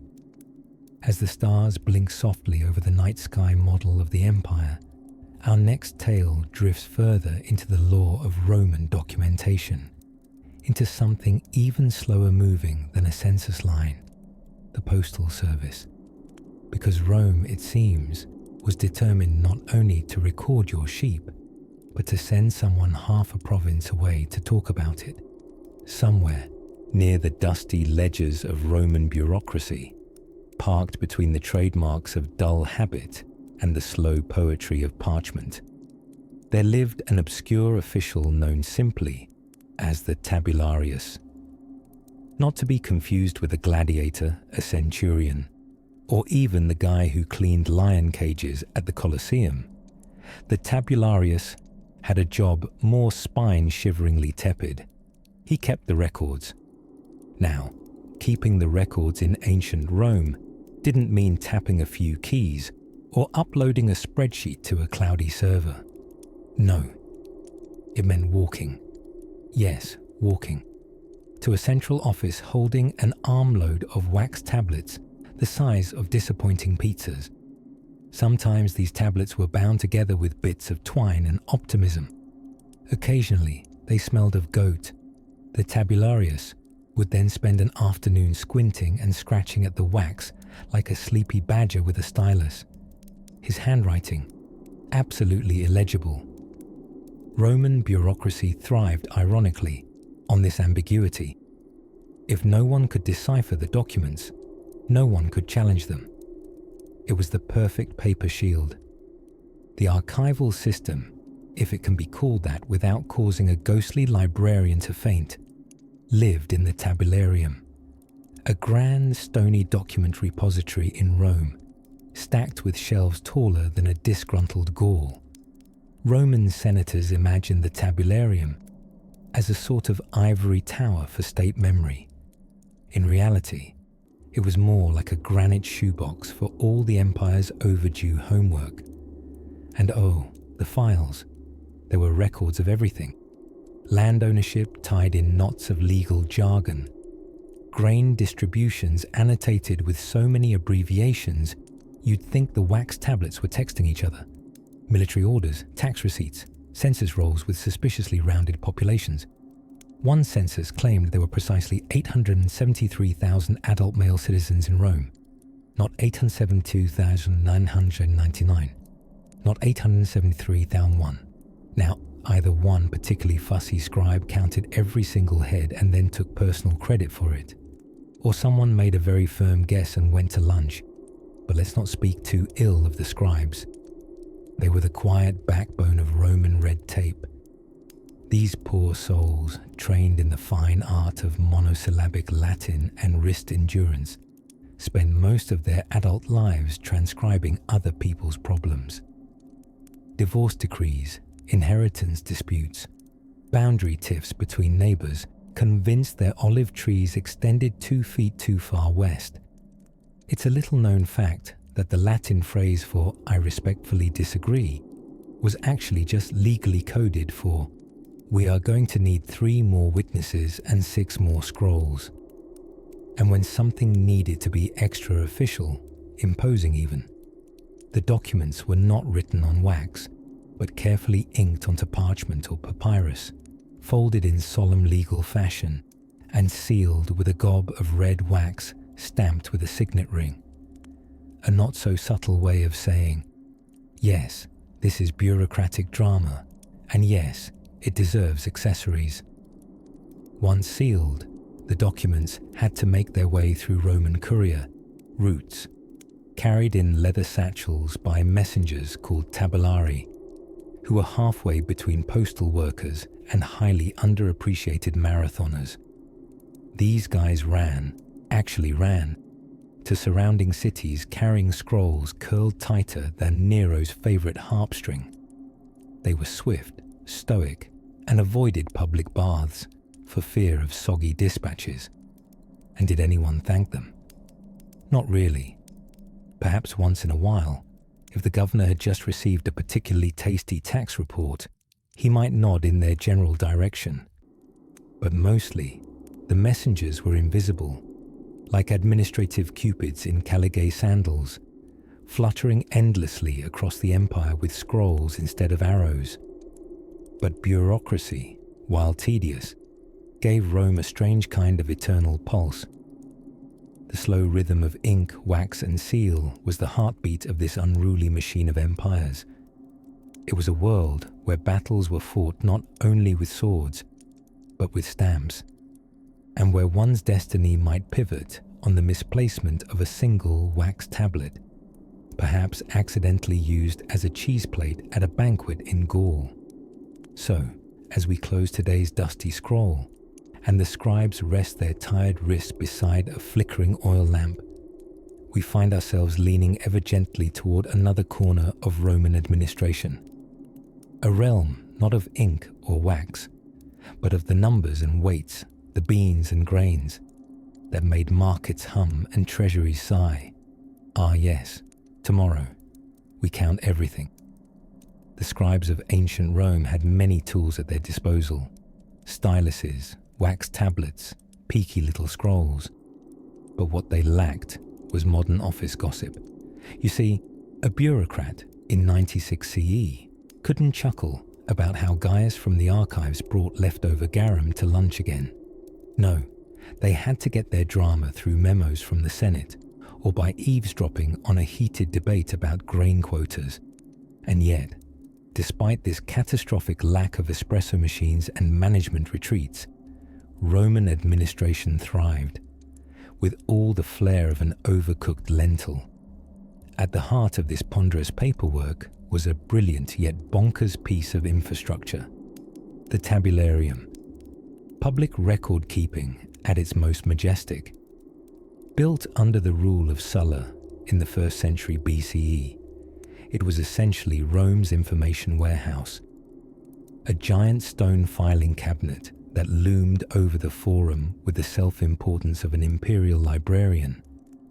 From property records to senatorial decrees, nearly everything worth archiving ran through its colonnaded belly. Now, a Roman walking into the tabularium wasn't greeted with soft lighting and a shushing librarian. No more likely, they'd be greeted by scrivening noises, scroll rattling, and the urgent scent of ink, complicated by the fact that some inks were made of soot, gall, vinegar, and, let's say, curiously biological compounds. Perfect for giving your resume that lived-in look. Documents back then were a curious thing. Paper as we know it didn't exist. The Romans wrote on papyrus imported from Egypt, made by crushing reeds until they were flat enough to emotionally relate to. They also used parchment, thin animal skin, scraped and stretched into submission like a toga for texts. Wax tablets were the reusable sticky notes of the ancient Mediterranean, though you had to be careful not to leave them in the sun unless you wanted your grocery list melted into your tax invoice. But let us not forget, these people loved order. Roman bureaucracy didn't just record facts, it worshipped them. Census counts, military pay scrolls, land grants, they were all meticulously documented, copied, and in some blessed cases, triple-checked. It's how you made sense of an empire so sprawling it had postal routes named after cheese varieties. Probably. Ever the innovators of tedium, Roman scribes developed techniques for maximizing detail and minimizing ambiguity. They used stylized formulaic language, a sort of Latin legalese, with so many flourishes and double negatives that interpreting a property deed required notaries to possess both literacy and esoteric patience.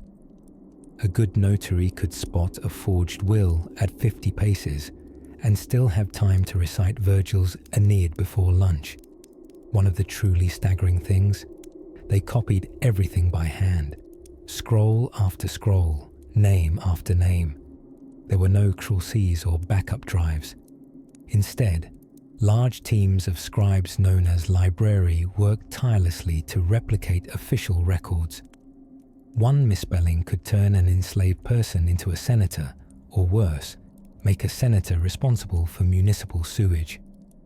This was bureaucracy in its muscle toga youth. Strong, serious, and always a little bit sweaty.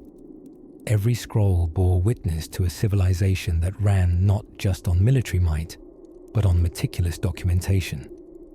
There's even evidence of complaint letters submitted to the emperor himself, written in carefully inked kvetchis, requesting justice for things like land disputes and goat-related misunderstandings.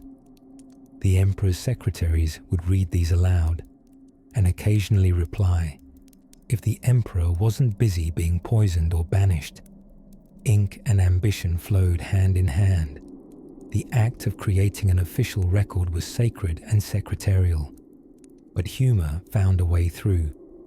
Doodles have been found on the margins of tablet correspondence, random scratches, oddly proportioned animals, and once, very helpfully, a horse wearing sandals. Proof that even millennia ago, board employees drew nonsense as a form of bureaucratic meditation. Of course, not everything was lovingly archived. Much has been lost to war, fire, and the general tendency of time to eat paperwork like a poorly trained filing dog. What remains is a fragmented but fascinating glimpse of minds who once fussed over ink alignment and whether the spacing on a senatorial edict was too bold for marble. But somewhere amid all this dusty diligence and Roman numerals lies a quiet kind of marvel, an entire empire trying to keep track of everything. Every goat, every citizen, every invoice for olive oil shipped to somewhere inconveniently mountainous. And speaking of mountainous, it's time we slowly ascend into their systems of provincial administration. Next, we'll take a peaceful promenade into the quiet corridors of Roman provincial offices, where the ink was thinner, the rules curvier, and the paperwork even more precise. We now find ourselves in the curiously uneventful yet oddly comforting world of Roman warehouse clerks, or, as they might have preferred to be known in grander Latin terms, tabulari horiorum, guardians of goods, paper, and the slow rhythmic sigh of bureaucracy. Imagine, if you will, the quiet hum of daily life rustling through a Roman storage facility somewhere along the Tiber, maybe in Ostia or deep in Rome's commercial arrondissements. The sun hovers politely over rows of sloped terracotta roofs, while inside, it's all faint echoes, the scratch of styluses on wax tablets, and the occasional authoritative sneeze. Things in these warehouses were not simply thrown onto dusty pallets. No chaos here. This was Rome, and Rome had systems. You see, Roman warehouses, those capacious structures called horea, were more than places to stash olive oil and dried figs. They were climate-controlled knowledge caverns, dotted with careful notations and overseen by men whose main weapon was not a sword, but a damp sponge and very firm handwriting. At the heart of the horea stood the chief record keeper, often a loyal freedman educated just enough to know abbreviations, but not so much that he tried to improve them. He'd wear a tunic of absolutely unflattering beige and carry a stylus with near dignity. Each crate, amphora, or mysterious lumpy sack was logged onto a wax tablet and cross-referenced with a scroll, which was cross-referenced again in an enormous leather-bound ledger which no one liked to carry due to its truly unnerving mustiness. Now, here's the charming part. These clerks actually invented a crude but effective index system. Each storage item was given a kind of address within the building. Something like Lullaby, Recessus 3, Lector 7, which roughly translates as Section B, Little Niche 3, Top Shelf 7. Very IKEA, But without the meatballs, they also had something not unlike receipts, written up when goods changed hands. These were called apocryphes, a word that sounds like a sneeze but means public affidavits, and they were kept meticulously, sometimes bundled by colour-coded ribbons, dyed with painstaking beetle juice, of course, then stored in wooden boxes labelled in the neat, swift script of a bureaucrat soothed by predictability. But, dear listener, lest you think these clerks lacked a sense of drama, note that they took their seals very seriously. Hot wax was dripped from candelabra onto documents, then pressed with personal signet rings. Each seal a tiny unique stamp of trustworthiness and sore fingertips. Imagine pressing hundreds of these in summer. By midday, your fingers would be more wax than skin. And still, perfection was expected. Supervisors sometimes double-checked entries with the energy of a disappointed goose. If even one jar of pickled anchovies had been logged as spice paste, there could be consequences. Not beatings necessarily, just the slow sigh and pointed silence of a centurion who once threatened to have someone demoted to goatshed duty. What's perhaps even more deliciously boring, in the warmest possible way, is that these records sometimes outlived the fish sauce.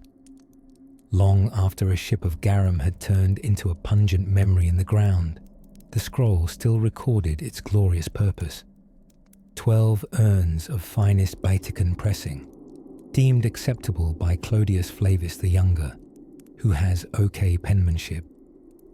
Flavius, whoever he was, had achieved Roman immortality not by battle or poem, but by accurately describing fermented seafood in triplicate. And yes, let's take a moment for that gentle monotony. The sight of swirling dust motes in sunbeams, the cool stone under sandals, as someone carefully scratched out corrected amphora count -1 with the reverence of a priest amending ancient gospel. In these quiet vaults of empire, Rome did not rise by sword alone, but by records kept, amphorae counted, and errors mildly scolded. What's more thrilling, in an extremely understated way, is that many of these inventories, miraculously preserved by the oblivious kindness of desert air or Vesuvius's overly enthusiastic pyroclastics, offer us a backstage pass to the daily hum of a civilization too organized to crumble quietly. Tomorrow, we'll drift further into an even more peaceful realm of parchment and pensions, as Roman bureaucrats evolve into something positively nap-like, the scribe, the real titular dreamboats of ancient administrative slumber. By the time a Roman bureaucrat reached the top shelf of his to-do pile, likely etched in wax and smelling faintly of bees, he had already gone to war with at least 3 small scrolls, a wooden filing cabinet that wouldn't close, and a wayward goose using the archives as a nesting site. Such was the unruffled chaos of Roman record-keeping, dreaded, detailed, and dressed in togas. Let us dreamwalk now into the shadowed corridors of a Roman tax office, the kind nestled behind rustling olive trees and the low, reprimanding chirp of a lark that has clearly read too many census records. A young scribe named Quintus, whose artistic flair leaned more toward doodling gladiators in the margins than copying grain shipments, sat hunched over a wax tablet. His job, to inscribe the annual annona returns from the provinces, which meant figuring out how many goats, jugs of olive oil, and bushels of wheat had been scraped from the fertile bosom of empire. It's important to understand that Roman paperwork was not simply paper. Papyrus was for the elite, wax tablets were for the practical, stone inscriptions were for showing off, and everything else was for utterly confusing whoever had to read it next. Messages were etched backwards, sideways, in shorthand, or sometimes entirely in verse, depending on the creativity levels of the civil servant in question. Our friend Quintus had learned shorthand the hard way by misinterpreting pris pro trib, prisoner for tribute, as price for tripod, and accidentally requisitioning elegant cooking accessories instead of transporting 30 Gallic detainees. This not only threw off the census, but it made one dinner party in Hispania truly legendary. But still, there was a rhythm to it. The click-scratch sigh of stylus on wax, the flutter of tunics as scribes hurried from one end of the room to the other, the creak of the filing shelf overstuffed with scrolls bound in red leather cords. Each scroll was carefully tagged with a lead weight, a Roman solution for knowing where to retrieve an edict on water rights, or how to track a shipment of marble bathtubs heading for the governor of Britannia. And when in doubt, you simply bribed the archivist. Archivists, the librarians of Latin bureaucracy, were a noble and slightly mischievous breed, wielders of keys, sculptors of silence, and hoarders of hilariously incriminating side notes. If you wanted a document to disappear, you buttered up an archivist first, usually with actual butter, or honeyed figs, or tickets to a pantomime involving sock puppets and Caesar impressions. This was considered, in official terms, fiscally elegant lubrication. Now, on the matter of seals, not the animal, though that would be infinitely more entertaining, but the wax-drenched blobs pressed with rings or carved stamps bearing one's signum. Every Roman official had one, from the humble tax collector of Gaul to the emperor himself.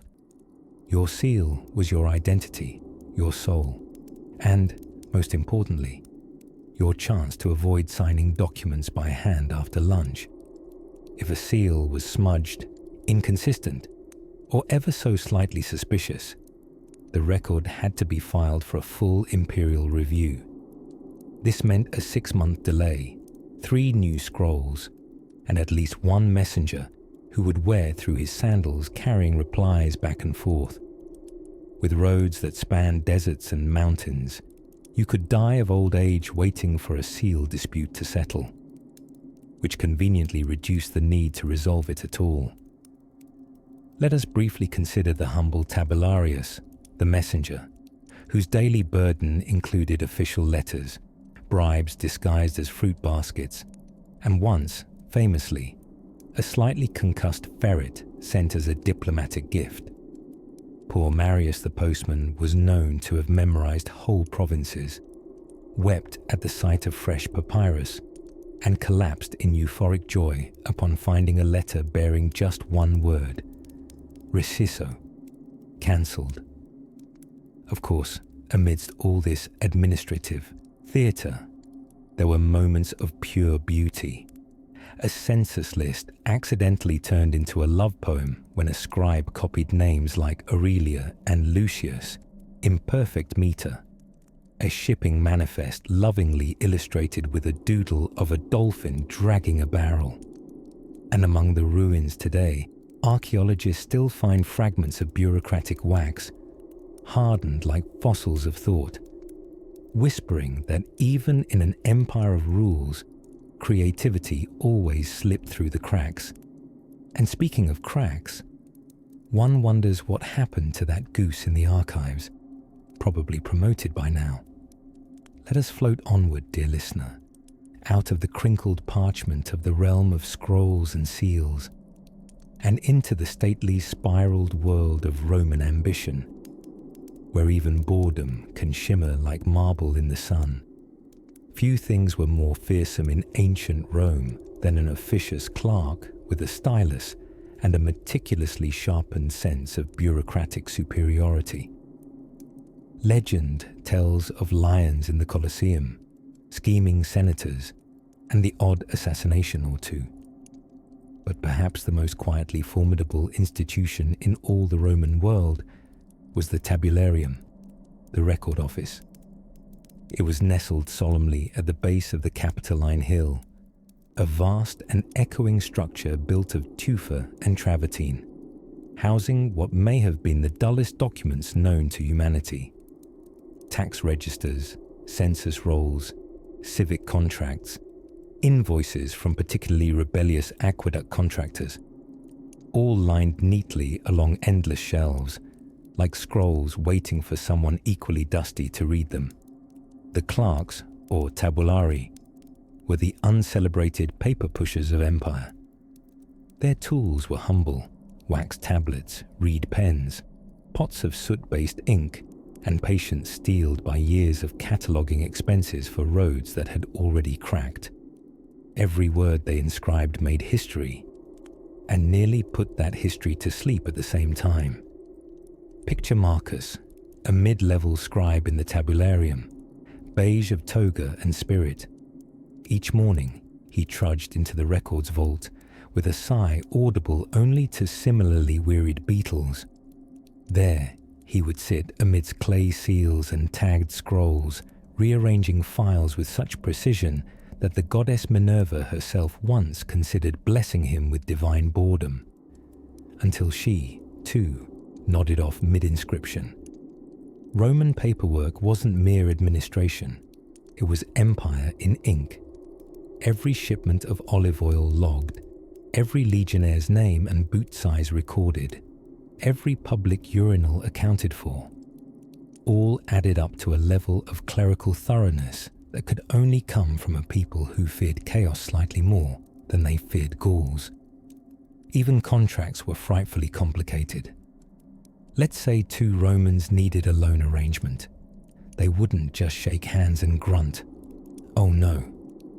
They'd meet with a scriba, draw up a formal agreement complete with stipulations, counter-stipulations, a bronze tablet or two, and possibly a small theatrical section describing what would happen if either party welched, involving fire, curses, and the potential loss of a goat. Recording the census was a Herculean task, not least because of Rome's fondness for conquest, and for counting those they had conquered. Censors would go from estate to estate, inquiring about citizens, possessions, slaves, wives, children, and sometimes even the condition of a garden statue. Every detail mattered, and then an overworked scribe like Marcus would copy it down, ensuring that Gaius Flavius Septimus was indeed still married to Livia and still owned that suspiciously unproductive vineyard. But the real marvel wasn't the paperwork itself. It was the filing system. Roman record-keeping involved a curiously modern flair for indexing. Scrolls were tagged with labels, tituli. Color-coded ribbons sometimes indicated regions or types of files, and the tabularium's rooms were arranged, charmingly, by topic. One room for military pay records, another for water infrastructure. One room, rarely visited, simply titled MISC. Of course, not everything went smoothly. Some records went missing, usually because they'd been stored near amphorae, filled with optimistic wine. Vermin occasionally made nests out of tax filings, which became, in certain wealthy provinces, a highly disputed deduction. The mice ate my property inventory was a claim often enough to spark a senatorial inquiry. And then there were the ambitious bureaucrats who, eager to impress, introduced innovations like triple entry accounting, a system so convoluted that not even Cicero's ghost could make sense of it. One particularly fastidious fellow, Publius Scribonius Aridus, was said to have tried organizing the entire treasury's budget using alphabetically arranged scrolls, despite Latin's generous indifference to spelling standards. Still, within this mountain of monotony, Rome's heart quietly beat. The empire was many things: roads, laws, architecture, baths, but all of it needed planning, records, and people willing to rub their temples and mutter despondently about ink smudges in the margins. As the sun set behind the columns of the tabularium and soft shadows stretched across the ledgers, Marcus would finish his day precisely as he began it, pressing his seal into warm wax, stacking another few scrolls in their assigned alcove, and whispering a prayer to Mercury, god of communication and sometimes chaos. A small exhale, another day filed away. Rest assured, dear listener, Rome was built on stone, yes, but it was held together by paperwork. And now, as the candle flickers low and the rustle of ancient scrolls fades into the hush of night, let us follow Marcus one last time, because tomorrow, oh yes, someone must organize the imperial supply orders for sand, and not the good kind. But let's save that for another dream. As the twilight softened over the Palatine Hill and the last amphora of wine had been reluctantly corked, we find ourselves at the very end of our scroll, inching toward the sleepy terminus of Roman bureaucracy. For it was here, in the dim glow of an oil lamp, that civilization's most determined pencil pushers finally rested their tired little styluses. You see, by the late Empire, paperwork had become an art form, though not the kind that would get you invited to an exclusive gallery opening, more like the kind that gets you gently laughed at in the back corner of a poorly funded museum gift shop. It began, as all boring things often do, with a standardization initiative. Emperor Diocletian, that overachieving spreadsheet in a toga, introduced so much paperwork that entire forests trembled. Not that Romans used paper. No, they still insisted on writing everything on wax tablets, or if it was very official, parchment made from a sheep who surely deserved better. And gods forbid you misspell something. Scribes, those weary-eyed warriors of the inkpot, would spend hours etching letters into wax surfaces. Make a mistake? Well, you'd have to smooth the wax flat again with a spatula-like tool called a cauterium, an instrument that closely resembles something a dentist or a medieval torturer might keep in their tool belt. Imagine the heartbreak. You've just composed a beautifully phrased requisition note for grain deliveries to the garrison in Antioch. You're finishing with flourish per ordinem provinciae, and, oh no, you botch the provinciae and write principiae, which accidentally redirects the shipment to someone's elegant personal villa. Tragedy. Wine will be spilled, but not in celebration. And then came the filing process. Roman bureaucrats practically invented the phrase "it's in the archives," though they usually muttered it in Latin and followed it with a long sigh. Rooms upon rooms lined with pigeonhole-style shelves awaited these carefully flattened scrolls and tablets. They were sorted by topic, region, urgency, and occasionally by how insufferable the sender was. Some scribes added little illustrations to help identify repeat offenders, like a doodle of a snake with a quill for Tiberius the tax nagger. When something truly important was documented, say, a new military order or the price controls for cabbages, it was carefully copied by several scribes, shipped to multiple provinces, and then unfolded dramatically in public forums. Just imagine being a provincial farmer, stopping mid-turnip to hear a proclamation from a weary herald shouting, "Henceforth, all cabbages shall be priced in sestertii and emotional compromise." Epistolary fatigue became endemic. By late antiquity, Roman officials had invented pre-written document templates, a blessed leap forward, unless you were the one responsible for chipping them into marble for reuse. Yes, sometimes they literally carved standardized letters into stone tablets, so no one could say they hadn't been informed. Bureaucracy, chiseled into eternity. There were, of course, bureaucratic rebels, those who tried to streamline the system. A legendary example is a certain underappreciated official named Claudius Scribonius Typox. He attempted to shorten all imperial communications inventing clever abbreviations much like modern tech speak, for instance, PR for Populus Romanus. But alas, he got carried away. When an entire edict was reduced to the baffling sequence QFCPRSLX, even the emperor had to admit no one quite knew what it meant. Claudius was reassigned to goat census duty. And now, as the wax cools and quills dry, we leave behind a world where law was recorded with the precision of a heartfelt middle school crush note. Overwrought, overwrought again, and often misspelled. A civilization that turned the dull act of taking notes into a cornerstone of empire, even if the notes themselves sometimes fell into aqueducts or were nibbled by mice with a taste for antique lambskin. So we draw the curtain on the offices of the Roman Empire, a place of thudding sandals, shuffling scrolls, and the faint scent of tired olives, where emperors dictated and scribes documented, and everyone else, frankly, just hoped they weren't mentioned in dispatches. Sleep now, gentle listener. Let your dreams unfurl like a well-filed scroll, neatly labelled, suitably dull, and safely tucked away behind the marble walls of history's most fastidious filing cabinet. Good night.